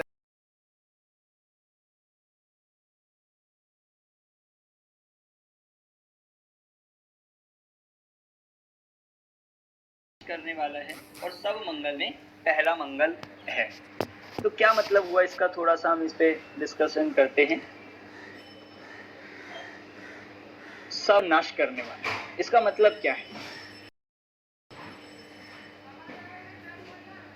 कि नमोकार मंत्र पढ़ेंगे हम तो हमारे सारे पाप नष्ट हो जाएं, तो यही तो लिखा है इसमें, यही तो कहना चाहते हैं। पर इसको थोड़ा समझना होगा। तरफ बहुत सारे पाप करते रहें, चोरी करे किसी की, हिंसा करे, झूठ बोले और नमोकार मंत्र पढ़ ले और हमारे पाप मिट जाएंगे। क्या इसका मतलब ये है कि हम अभक्ष्य जो हमें नहीं खाना चाहिए वो खाएं और क्या करें? नमोकार मंत्र पढ़ लें और हमारे सारे पाप मिट जाएंगे? तो कितना बढ़िया ये तो फैसिलिटी है भाई, आप कितने भी पाप करो और नमोकार मंत्र पढ़ लेते हैं तो मिट जाएंगे। क्या इसका अर्थ ये है? क्या ऐसा चलेगा? फिर तो बाकी सब चीजें करने की जरूरत ही क्या है? धर्म पढ़ने की, जैन धर्म सुनने की, मंदिर जाने की जरूरत ही क्या है? आप पूरा सब कुछ जो करना है करें और लास्ट में क्या करो? पूरा अच्छे से एक बार नमोकार मंत्र पढ़ लो तो सारे पाप नष्ट हो जाएंगे। तो क्या ऐसा चलेगा? ऐसा पॉसिबल है क्या? ऐसा हो सकता है? नहीं है। तो इसका क्या अर्थ है कि सब पापों का नाश करने वाला है? ऐसा क्यों कहा फिर? हाँ नीलम जी, आपने अपना हैंड रेज किया है। आप जब हम पंच परमेष्टि का स्मरण करते हैं, हम उनका ध्यान करते हैं, तब हमारा ध्यान किसी और बातों पे नहीं जाता और हम उस पापों से बच जाते हैं। बिल्कुल ठीक है। देखिए इसकी हम जो मर्जी करे, जितनी हिंसा करे, झूठ बोले, चोरी करे और फिर क्या कर ले? नमोकार मंत्र पढ़ेंगे तो पाप मिट जाएंगे, पाप सारे नष्ट हो जाएंगे? ऐसा नहीं, सब पापों का नाश करने वाला है। इसका अर्थ ये है कि इस नमोकार मंत्र को हम जिस समय पढ़ते हैं, जिस समय नमोकार मंत्र का हम उच्चारण करते हैं, जब हम पंच परमेष्टि का ध्यान करते हैं, जब हम उनका स्मरण करते हैं, जब हम उनको नमस्कार करते हैं, तो उस समय हम बाकी सब पापों से बच जाते हैं। अब बताओ, जिस समय हम नमोकार मंत्र का स्मरण करते हैं उस समय कोई हिंसा करते हैं क्या? नहीं करते। चोरी करते हैं क्या? नहीं करते। झूठ भी नहीं बोलते। तो इसका मतलब ये नमोकार मंत्र इस रूप में हमें सब पापों से बचाने वाला।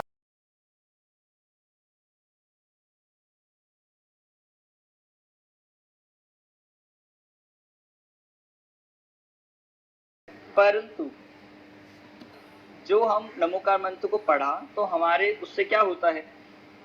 उसको पढ़ने से अपने भाव निर्मल होते हैं। भाव निर्मल होते हैं तो हमारे परिणाम अच्छे होते हैं और पुण्य कर्मों का, शुभ कर्मों का बंधन होता है। तो फिर ऑटोमेटिकली आगे समय में क्या होगा?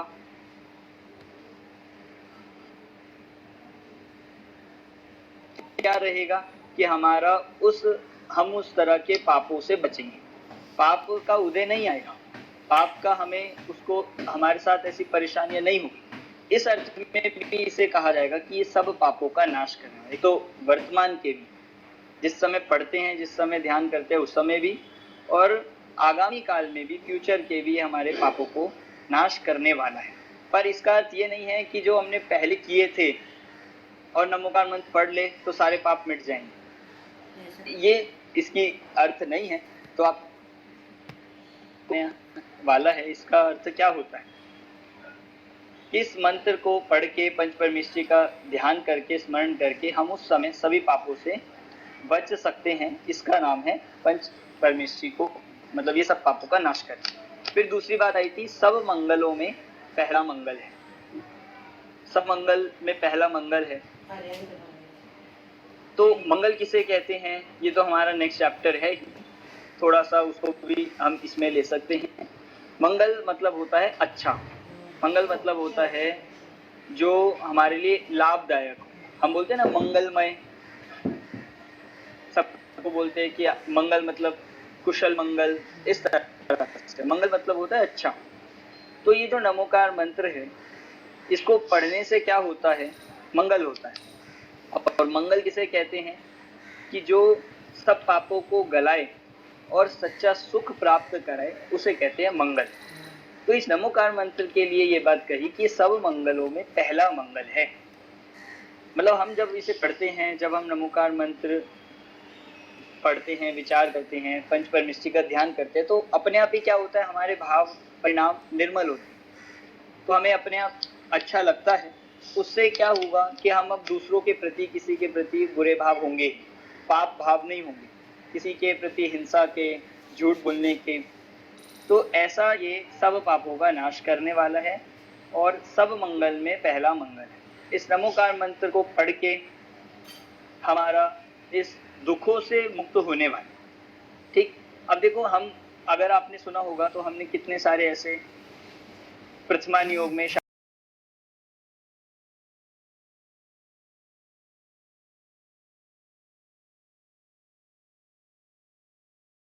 सुनते हैं। कोई आप बता सकते हैं कोई एक एग्जांपल ऐसा कि जिन्हें नमोकार मंत्र सुनाया गया हो, ऐसे किसी जीव को, और उससे उसे स्वर्ग की प्राप्ति हो गई हो? डॉगी को सुनाया, किसी को ध्यान आ रहा है? कुत्ते को सुनाया था। नहीं, वो था ना, चलिए मैं बता देता हूँ। नाग नागिनी के जीव को सुनाया, पारसनाथ भगवान ने सुनाया था। पार्शनाथ भगवान ने। अच्छा, और जीवनधर स्वामी ने मरते हुए कुत्ते को सुनाया था। बिल्कुल बिल्कुल, ये ठीक है कि ये जो पार्शनाथ वाला एग्जाम्पल आ रहा है पार्शनाथ भगवान का, पार्शनाथ जब थे तो उन्होंने नाग नागिन के जोड़े को क्या संबोधन किया था ये तो हम नहीं बता सकते क्या सुनाया था, पर कि कोई व्यक्ति, कोई जीव मर रहा हो और हम उसको नमोकार मंत्र सुना दे तो उससे स्वर्ग की प्राप्ति हो जाएगी या उसका सब अच्छा हो जाएगा। ये भी बात यहाँ पे नहीं है। इसका मतलब क्या है कि उन्होंने सुनाया था, ये बात तो बिल्कुल सत्य है, सुनाया था और वो स्वर्ग भी गया था, ये कुत्ते के जीव स्वर्ग की प्राप्ति भी हुई, ये भी बात बिल्कुल सत्य है, बिल्कुल सही है। पर देखो, उसमें हमें उसका भाव समझना होगा कि जब नमोकार मंत्र सुनाया गया और उस नमोकार मंत्र को सुन के उस जीव के तिर्यंच हो, चाहे वो कुत्ता हो, चाहे कोई पशु हो, चाहे मनुष्य हो, उसके जब परिणाम निर्मल होते हैं, जब उसके परिणामों में मतलब अच्छे उन भावों से उसे स्वर्ग की प्राप्ति हुई, सिर्फ सुनाने से नहीं। ऐसे तो सुनते तो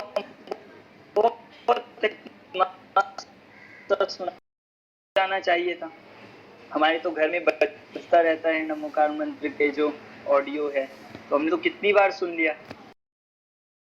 सिर्फ सुनने मात्र से हो जाता तो अभी तक तो हो जाना चाहिए। तो वहां सुनाने का अर्थ क्या था कि उन्होंने सुनाया और उन्हें मोक्ष की, स्वर्ग की प्राप्ति हुई। क्यों? सुनने पर जब उनके भाव निर्मल हुए, अच्छे भाव हुए, तो परमेष्ठी का स्मरण हुआ और पांच परमेष्ठी का ध्यान हुआ, तब उससे उन्हें स्वर्ग की प्राप्ति हुई, चाहे वो तिर्यंच हो, चाहे वो मनुष्य। ठीक है, समझ आ रहा है? इसी को आप, ये बात हम इसीलिए ले रहे हैं क्योंकि यहाँ पे जो ये बात चल रही है, इस सब पापों का नाश करने वाला है। तो पापों का नाश कैसे होगा?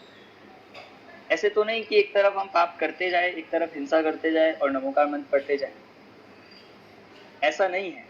तो सब पापों का नाश का अर्थ है कि इसको पढ़ने से हमारे भाव निर्मल होने चाहिए। देखो, जिस समय हम पढ़े, अभी हम मैंने उच्चारण का आपको बता दिया कैसा उच्चारण होना चाहिए। साथ में जब हम इसे पढ़ते हैं तो पढ़ते समय हमें क्या ध्यान होना चाहिए। ऐसा नहीं कि पढ़ तो नमोकार मंत्र रहे और ध्यान चल रहा है कहीं और, ऐसा नहीं। और कुछ चल रहा है। ध्यान में हम घर की सोच रहे हैं, बिजनेस की सोच रहे हैं, नमोकार मंत्र, तो ये भी लाभ इससे नहीं होगा। पढ़ने का अर्थ ये है कि उसे भाव सहित पढ़े। जब हम अरिहंत परमेश्वरी पढ़े तो अरिहंत परमेश्वरी का स्मरण करना। अरिहंत परमेश्वरी कौन होते हैं, अरिहंत परमेश्वरी का क्या स्वरूप है,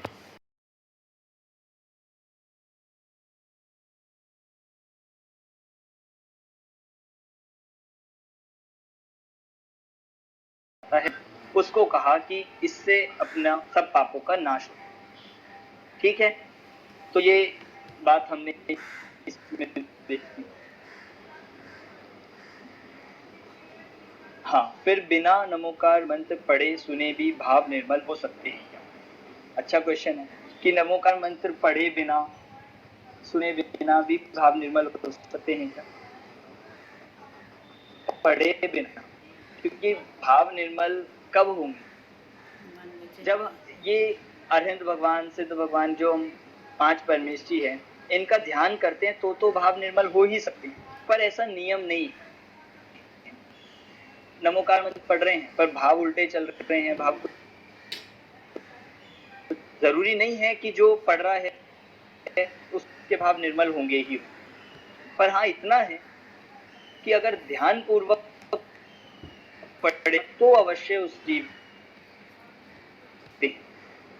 और क्वेश्चन ये था कि अब बिना पढ़े भी हो सकते हैं।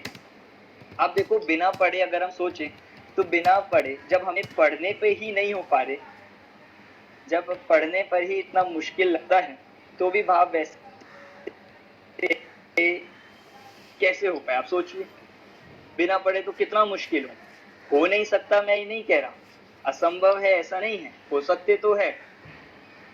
पर हम अभी जब बेसिक स्टेज में है, जब हम प्रारंभ की भूमिका में हैं, तो 5 परमेश्वरी का स्मरण करना, मंदिर जाना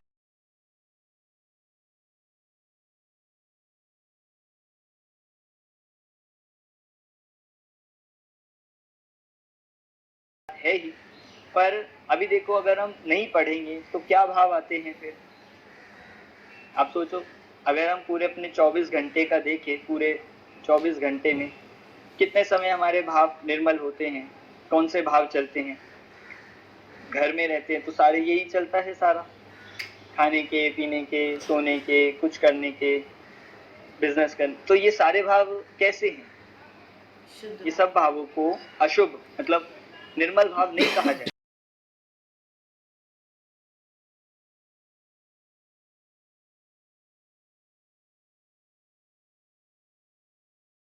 ठीक, तो ये क्वेश्चन आया था, इसलिए इसका मैंने आंसर किया। एक और ये क्वेश्चन आया है कि 9 बार ही क्यों पढ़ते हैं? 9 बार पढ़ने का इसका क्या कारण है? तो देखो, 9 बार पढ़ने का ऐसा कोई रीजन नहीं है कि 9 बार ही पढ़ सकते। आपको ज्यादा बार पढ़ना हो तो नहीं पढ़ सकते, ऐसा नहीं। और कम बार पढ़ना हो तो नहीं पढ़ सकते, ऐसा भी नहीं। 9 बार इसलिए करते हैं, 9 बार पढ़ने का रीजन इतना है, जैसे मन, वचन, काय, 3 चीज होती है, मन, वचन और काय। मतलब एक तो हमारा फिजिकल जो है काया, वचन और मन, तो ये तीनों हमारे कैसे है, तीनों चलते हैं साथ साथ। तो हम जो अच्छे काम करते हैं वो भी हमें कैसे करने चाहिए? मन, वचन, काय से। और जो हम पाप भी करते हैं, जो हम भाव करते हैं, वो भी कैसे करते हैं? मन से, वचन से, काय से। मतलब मन में भी कुछ ना कुछ चलता है, बोलते भी है, और काया से मतलब शरीर से, क्रिया में भी कुछ ना कुछ करते हैं। तो ये हो गया मन, वचन, काय। तो मन, वचन, काय को अगर हम मतलब हम ऐसा देखें कि ये जो 5 परमेश्वरी हैं, इन 5 परमेश्वरी को, इनका स्मरण या नमोकार मंत्र 9 बार ही क्यों पढ़ते हैं? क्योंकि हम मन, वचन, काय से और कृत, कारित, अनुमोदन, ये 3 चीज होती है। कृत मतलब होता है करना, कारित मतलब होता है किसी से करवाना, और अनुमोदना मतलब होता है ना तो करना और ना करवाना, बस करते हुए को खुश होना। जैसे देखो, मैं एग्जाम्पल देता हूँ। कई चीजें होती है हम जो करते नहीं, देखो कुछ पाप तो हम खुद करते हैं या कुछ काम हम खुद करते हैं, तो उसका भी हमें बराबर वैसा पाप लगता है। अगर हम करते नहीं, दूसरों से कराए, कोई और करे, हमने खुद नहीं किया पर दूसरों से कराए, तो ये भी पाप का कारण है, इससे भी बराबर पाप लगता है। और तीसरा, ना करे और ना कराए, बस क्या हो, अनुमोदना। कोई कर रहा है तो हम उसे देख के खुश हो रहे हैं, हमें उसे देख के मजा आ रहा है, तो कहा ये भी क्या है, ये भी सही नहीं है, ये होता है अनुमोदन। तो ये तो हमने पाप की तरफ से लगाया, पर हम यहाँ धर्म में भी लगाए, तो धर्म भी हमें कैसे करना चाहिए, करना भी चाहिए, दूसरों को भी हमें मोटिवेट करना चाहिए, दूसरों से भी करवाना चाहिए।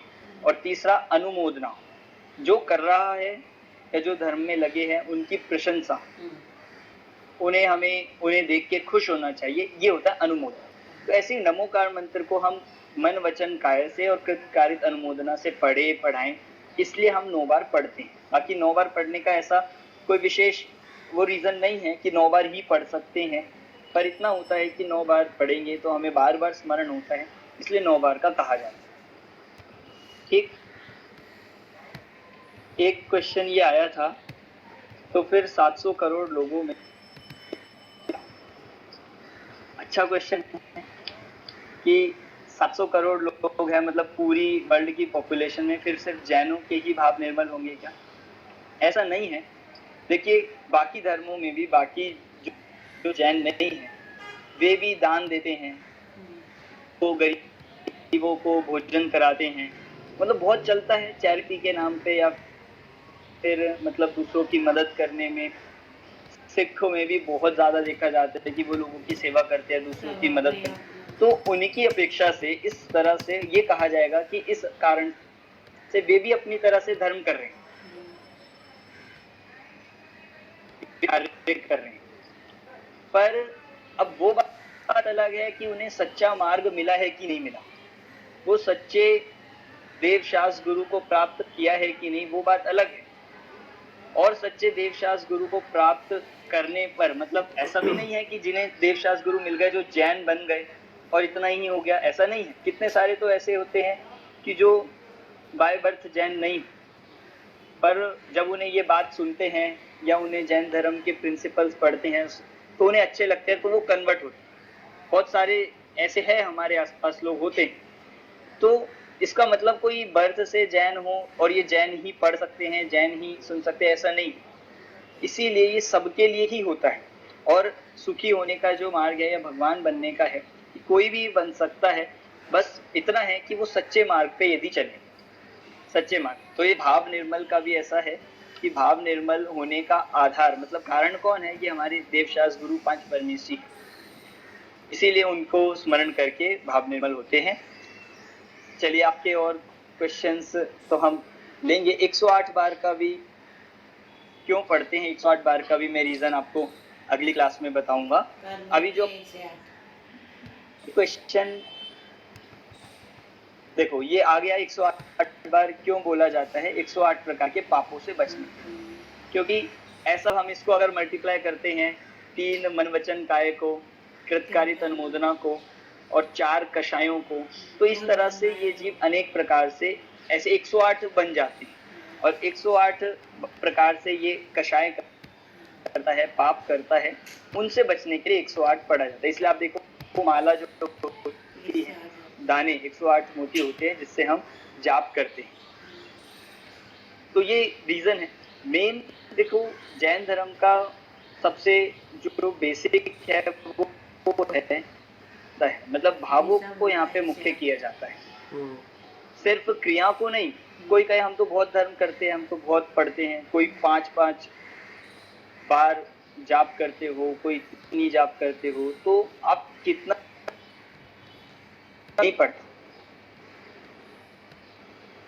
जैन धर्म का सबसे मेन उद्देश्य क्या है, सबसे मुख्य उद्देश्य क्या है, भावों को निर्मल कर, भावों में हमारे निर्मलता आनी चाहिए। हमारे भाव कैसे, पढ़ते हुए, सुनते हुए, 5 परमेश्वरी का ध्यान करते हुए कैसे भाव होते हैं, इसीलिए भावों की प्रधानता यहाँ पे देखी जाती है।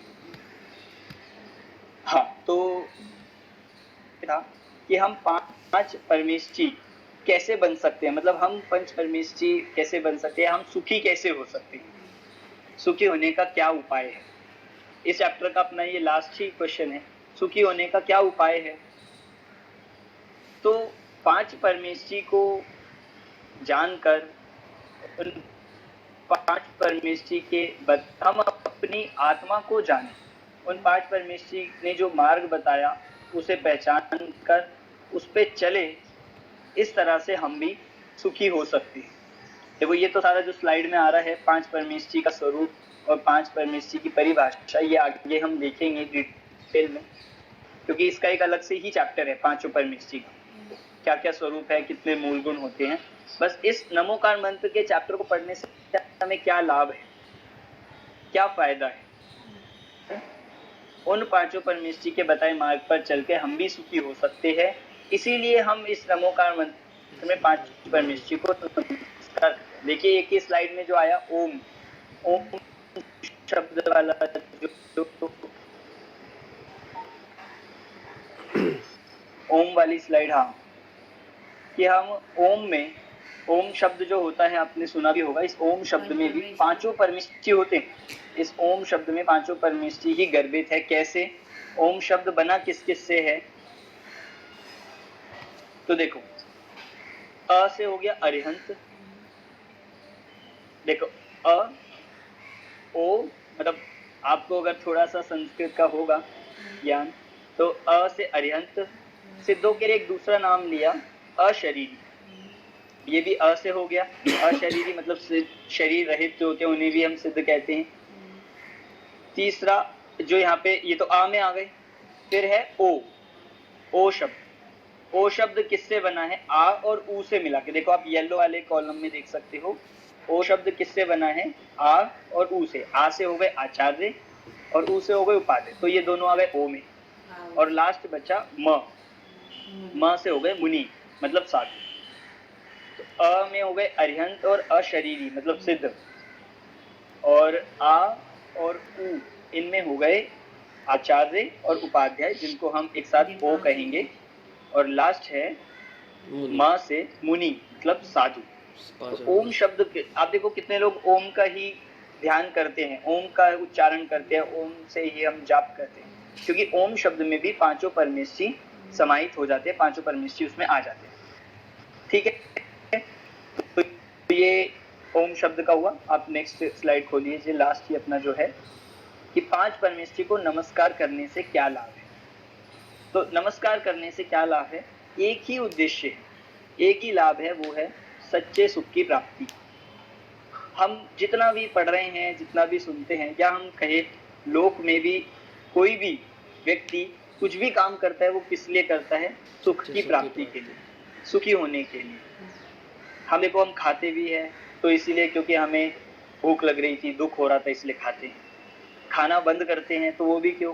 क्योंकि अब खाते खाते ही दुख होने लगा था, खाते खाते ही थक गए तो अब खाना बंद करें, मतलब वो काम भी किस लिए? वो सुख के लिए। कितने भी हम पढ़ाई करते हैं, सुनते हैं, कोई जॉब करता है, कोई बिजनेस करता है, वो सब किस लिए? सुख की प्राप्ति। वो बात अलग है हम उसे करते हुए सुखी होते हैं कि नहीं, वो अलग बात है, पर सब कार्य किस उद्देश्य से करते हैं? सुख की प्राप्ति के लिए ही करते हैं। तो ऐसे हम ये जो परमागम ऑनर्स का भी कोर्स पढ़ रहे हैं, जो हमने ये स्टार्ट किया है, ये भी क्यों? सुखी होने के लिए। क्योंकि हम देखो, आज हम फिजिकल ना भी हो तो मेंटली तो इतने सब दुखी ही है। हम कोई ना कोई, किसी को डिप्रेशन,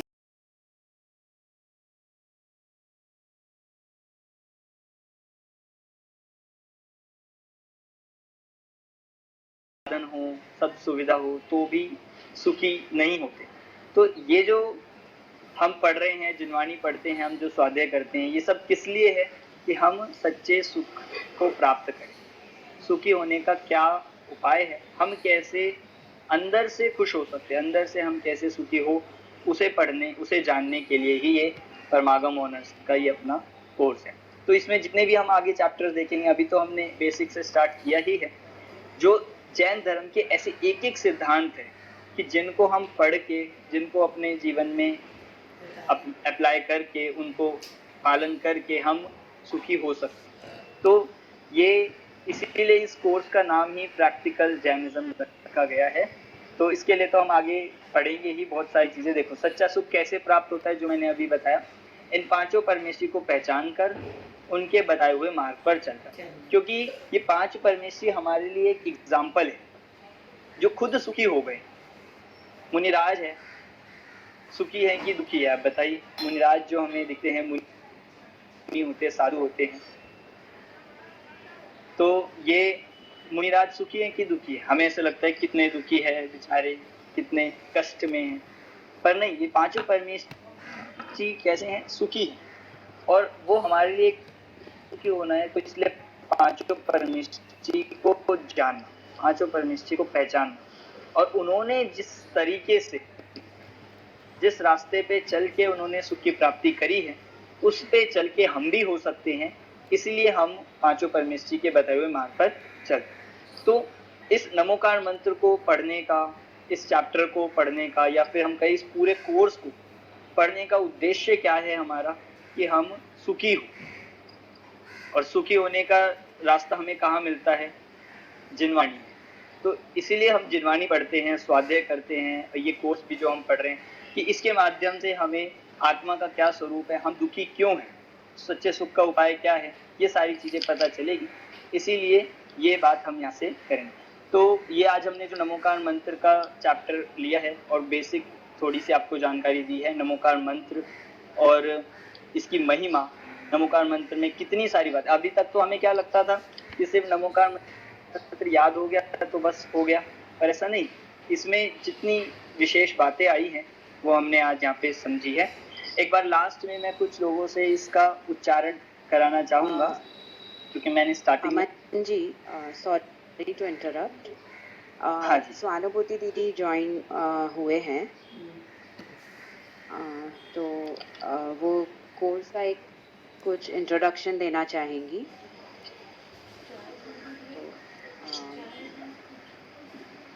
हाँ जी। हाँ, तो हमारे बीच स्वानुभूति दीदी जी, जय जिनेंद्र सभी को। हमारे बीच स्वानुभूति दीदी हैं, जो कि इस कोर्स की मेन मास्टरमाइंड है, और वे हमारे आदरणीय छोटे दादा डॉक्टर हुकुमचंद बारिल जी की चहीती हैं, उनकी बेटी की बेटी हैं, डॉक्टर शुद्धात्मा प्रभा तड़ैया, उनका भी नाम हमने काफ़ी जगह सुना है। उनकी बेटी हैं स्वानुभूति दीदी, और वे जीतो ऑर्गेनाइजेशन में बहुत बड़ी पोस्ट पर हैं, और डेफिनेटली हमें उनसे बहुत कुछ सीखने मिला है। और आई एम श्योर इस कोर्स के इंट्रोडक्शन के बाद आप लोगों को भी उनसे बहुत लगाव हो जाएगा। सो ओवर टू यू दीदी। Thank you, Jinel. So much of introduction was not required. Anyways, am I audible well? Yes. Okay. Cool. So, Jai Jinendra, everybody. Just a second, Didi, sorry to interrupt. Rahul ji, please screen share अगर बंद कर सकते हैं तो। या thank you. Okay, शुरू करूं? हाँ दीदी।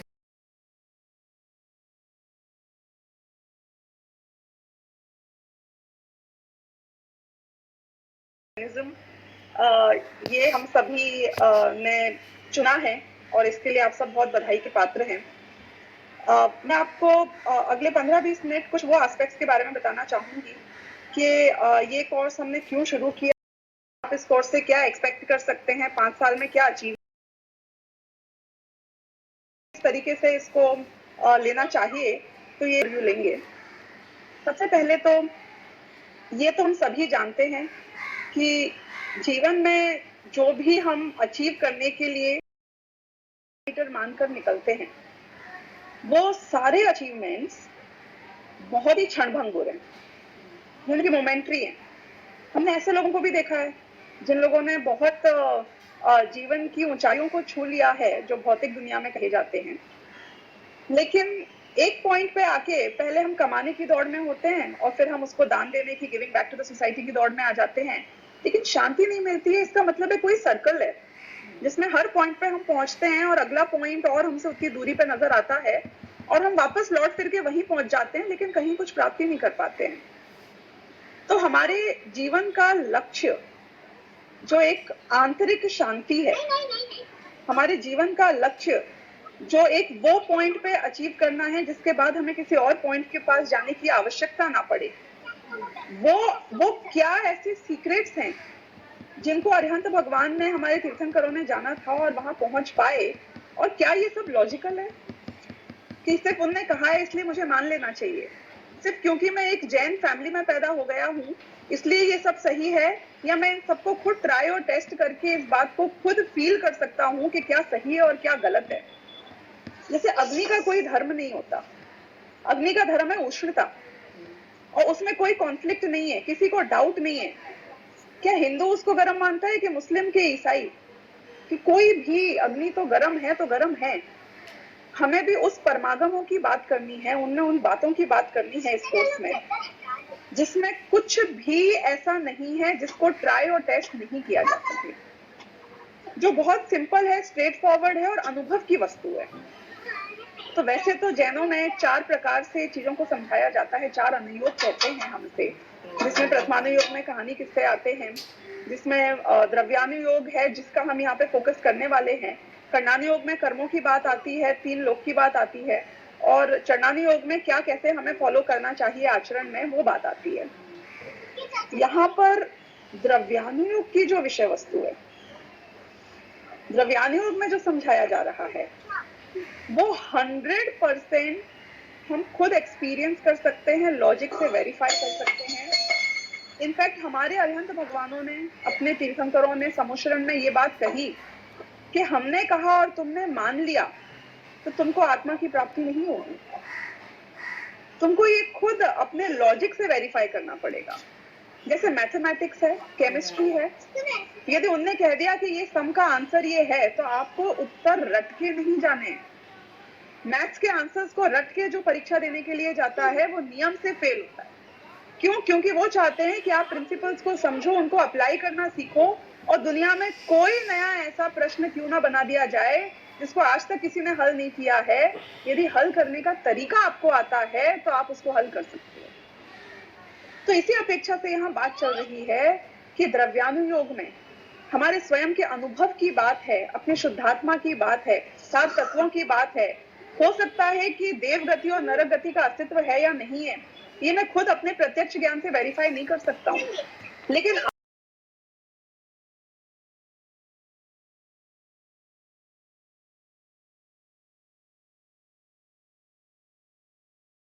तो आए हैं बचपन से। हम में से जितने लोगों ने खुद इसमें एनरोल किया है, आप में से बहुत लोग कहेंगे कि हमको 20 साल हो गए, 40 साल हो गए ये बात सुनते हुए, पढ़ते हुए। हमें तो बहुत इंटरेस्ट है, हम तो खुद भी स्वाध्याय करते हैं, लेकिन कितने सालों तक यदि एक कंपाउंडर अस्पताल में सर्जरीज को देखेगा तो वो सर्जरी करने लग जाएगा। क्यों? क्योंकि उसने सिस्टमैटिक तरीके से उस चीज को समझा ही नहीं था कभी भी। तो हम कंपाउंडर तो बन जाते हैं जैन धर्म के, और सर्जन बनने के लिए सिस्टमैटिक स्टडीज की जरूरत है, जो आप 5, 7, 10 साल यदि कर लेते हो तो उसके बाद में आप बड़े से बड़े शरीरों को खोल सकते हो। एक चीफ मिनिस्टर, प्रधानमंत्री भी अपने शरीर को आपके आगे आके खोल देता है।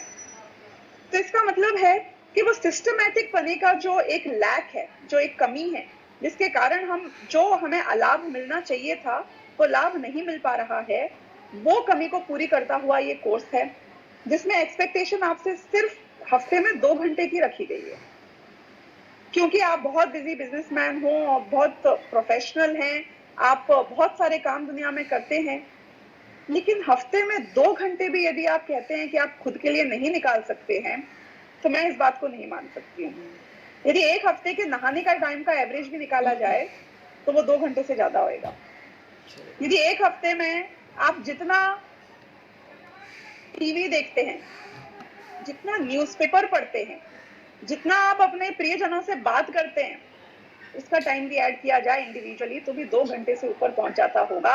तो यदि कोई कहता है कि हम ये कोर्स नहीं कर सकते हैं, हमारे पास 2 घंटे नहीं है, हम बहुत बिजी आदमी हैं, हमने 50 काम और रखे हैं, तो इसका मतलब है कि आपकी नजर में इस विषय वस्तु की अभी तक जो कीमत होनी चाहिए वो नहीं है, वो नीड फील नहीं हो रही है, इसलिए आप इसको समय नहीं दे पा रहे हैं। तो बहुत आसान है अगले 5 सालों में, क्योंकि 5 साल थोड़ा लंबा वक्त होता है, ये हम भी जानते हैं कि आपके मन में बहुत बार ऐसा आएगा कि इसको गिव अप कर दें। और पहली चीज यदि गिव अप करने के लिए कगार पे होती है तो यूजुअली वो ऐसी ही चीजें होती हैं जिनको हमने वॉलंटरीली पिकअप किया होता है।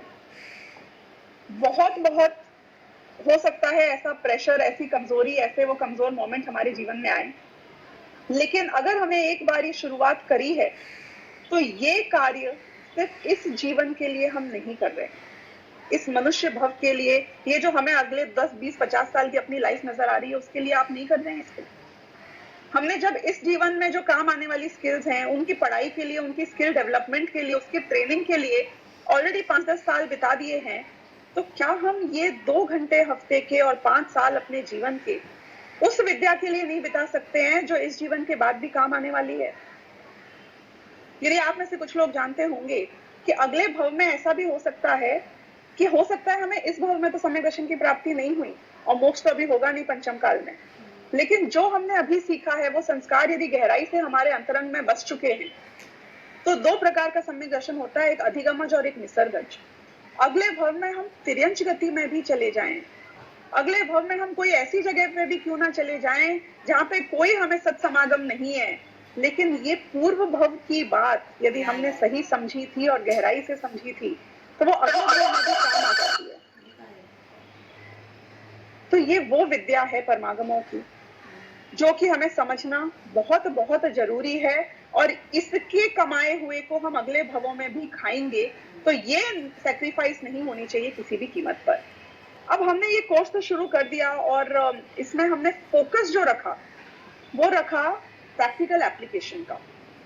वो किस तरीके से घटित होता है कि वस्तु के धर्म, जैसे मैंने बताया अग्नि की उष्णता, उसमें कुछ और दो राह नहीं होती है। ऐसे ही जैन दर्शन का प्रत्येक सिद्धांत ये ऐसा सिद्धांत है जिसको जीवन में यदि हम खुद एक्सपीरियंस करेंगे और उसको उन सिचुएशंस पे अप्लाई करेंगे जहां करना चाहिए, तो ये हमारे जीवन के देखने का नजरिया ही बदल सकते हैं। देखो, जो कुछ भी हमारे आसपास में घटता तो एक बहुत ही अलग तरीके से डील करता है, और वो डील करने के पीछे जो कारण है वो है उसका पर्सपेक्टिव। आप उस चीज को किस तरीके से देखते हो।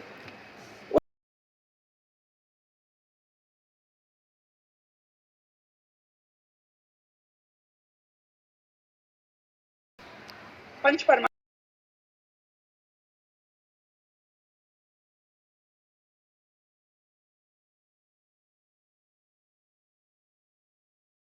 P4 पहले समझते हैं, वो अप्लाई तो जब करेंगे तब करेंगे जीवन में, लेकिन पहले नंबर तो एक बार लर्न होने चाहिए, समझ में आने चाहिए। ऐसे ही जो बेसिक प्रिंसिपल्स हैं, बेसिक टर्म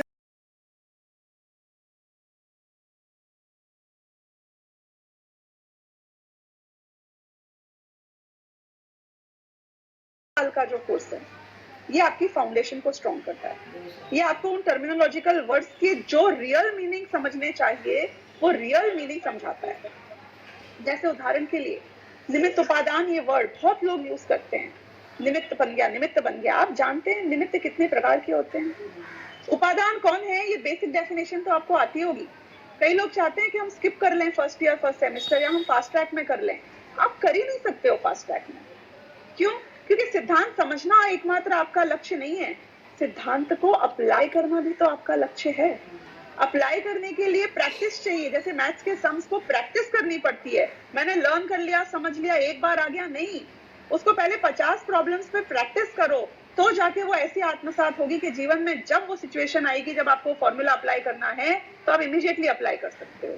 तो वो प्रैक्टिस के एस्पेक्ट के लिए ये सारे सिद्धांतों को समझ के जिस पेस से हमारे अध्यापक आपको पढ़ा रहे हैं, उसी पेस से, उसी गति से आपको पढ़ना है, और उसको एक एक चीज को अप्लाई करने की अपने जो, क्योंकि 2 घंटे में हो रहा है ये क्लास तो खाली पूरे हफ्ते में, बाकी के हफ्ते आप अपना काम करना, लेकिन जिन सिद्धांतों को इन 2 घंटों में पढ़ा है उसको अप्लाई करने की कोशिश करना, उसको घटित करने की कोशिश करना, उसको टेस्ट करना, देखना कि ऐसा आपको लगता है कि नहीं लगता है, ये फिट होता है कि नहीं होता है। और यदि फिट ना हो तो अपने टीचर के पास जाना और बोलना, पूछना कि ये फिट नहीं हुआ, क्या मेरे समझने में कुछ गड़बड़ रह गई थी। इसलिए यहाँ अध्यापक हैं। आप जब ये हमारे असाइनमेंट्स ऐसे बनाए गए हैं कि आपने जो सिद्धांत समझा है उसको प्रैक्टिकली आप कैसे अप्लाई करते हैं, या आपको जाके उस असाइनमेंट के टाइम पर टीचर के सामने और अपने दूसरे स्टूडेंट्स के सामने 5 मिनट में ब्रीफली बताना है। अब वो 5 मिनट में जब आपने बताया, ऐसे चांसेस भी तो हो सकते हैं कि आपने गलत अप्लाई किया था, तो बाकी के स्टूडेंट्स भी आपका केस देखेंगे, टीचर देखेंगे कि आपने सही किया कि गलत किया। यदि आपने सही किया तो बहुत बढ़िया बात है, आप सेम तरीके से अब कंटिन्यू करें अप्लाई करना।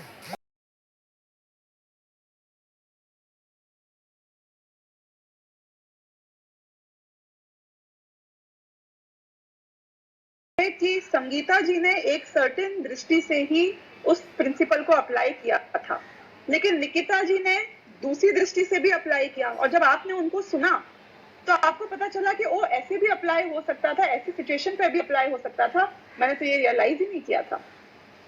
इस तरीके से आपको अलग अपने स्टूडेंट्स के पीयर्स का भी एक जो माहौल मिलता है, उनके भी एक्सपीरियंसेस की जो आपको अपॉर्चुनिटी मिलती है, तो उससे हमारी अंडरस्टैंडिंग कंप्लीट हो पाती है। तो none of the aspects of the course must be ignored. Assignments बहुत जरूरी है एप्लीकेशन के लिए, रिटन असाइनमेंट भी बहुत जरूरी है, ओरल असाइनमेंट भी बहुत जरूरी है। हम सोचते हैं ये स्किप कर देंगे, वो स्किप कर देंगे, इतना कर लेंगे, जितना होगा उतना कर लेंगे, कि एक एस्पेक्ट से आप वंचित रह जाएंगे यदि आपने किसी भी एक एस्पेक्ट को मिस किया तो।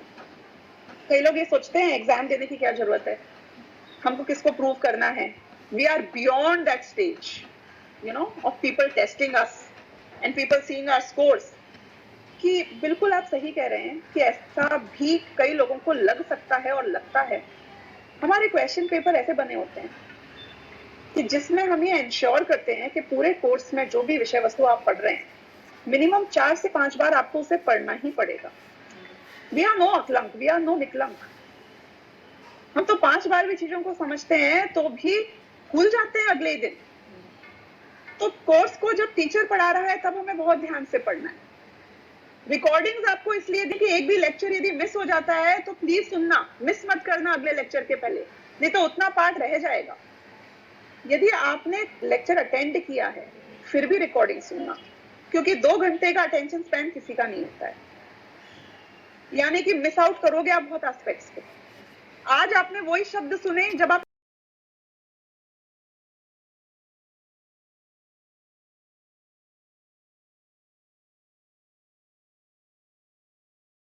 के बाद में जब असाइनमेंट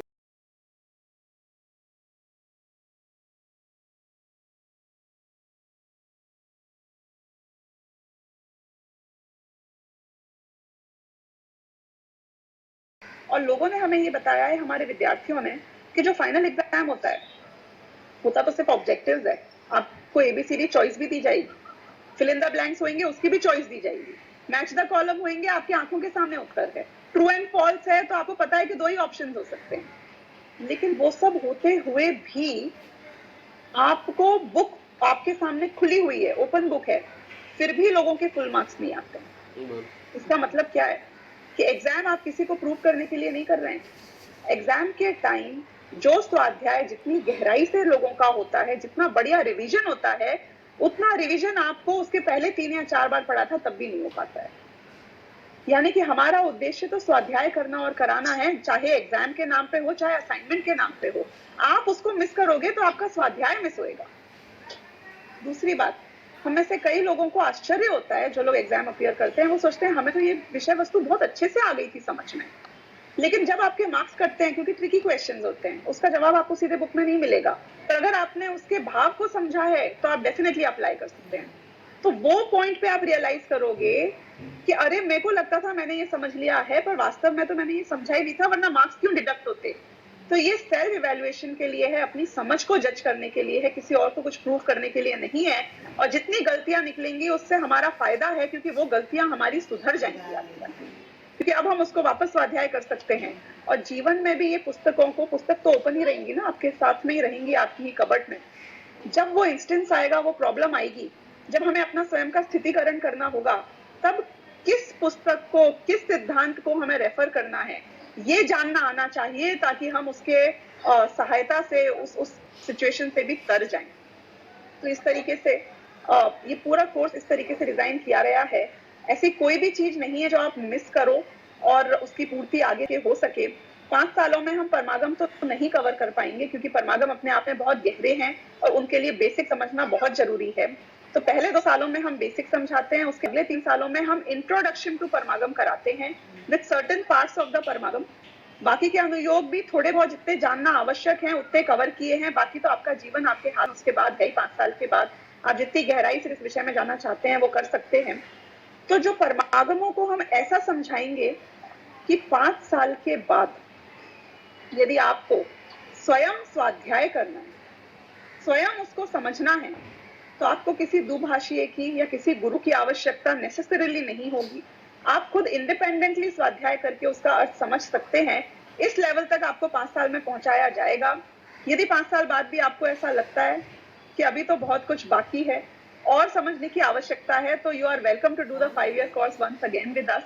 हम भी जितनी बार पढ़ते हैं और पढ़ाते हैं, हर बार खुद पढ़ते हैं, समझते हैं और एक एक कदम आगे बढ़ते हैं। तो आप सब भी इस कोर्स के द्वारा जितना लाभ स्वयं के जीवन को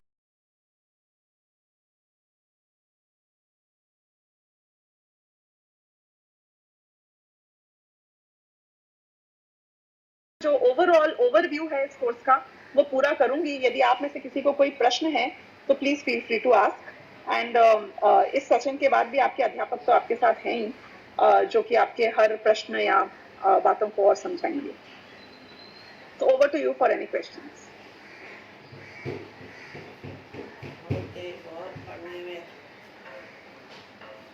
If we don't have many questions right now, then I would like to, invite Jinal.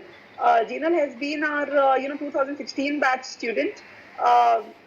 She has been, through all the times in the last 4 years. She had a baby. She's managing her own family and so many other things. लेकिन उन्होंने central management committee भी join करी. She's the backbone to manage the entire operations. Almost we will be reaching 50 batches now this year. And इतने सारे WhatsApp group, इतने सारे student queries, इतने सारे team leaders, आप imagine कर सकते हैं कि कितना सारा काम होता है. But she's finding the balance of studying her exams, organizing the things which need to be done, creating the new batches, everything she's been working upon. I would like to introduce her to the batch. Jinal, please can you, open your video if you're comfortable, and maybe share your experience in a couple of minutes. जय जिनेंद्र सभी को। आप लोगों में से काफ़ी जनों से मेरी बात हुई है, चैट हुई है, तो अब आई एम श्योर फेस भी देख लीजिए। एनीवेज, जस्ट अ जोक, आप लोगों को मेरी ज़रूरत पड़ेगी आगे जाते हुए। uh,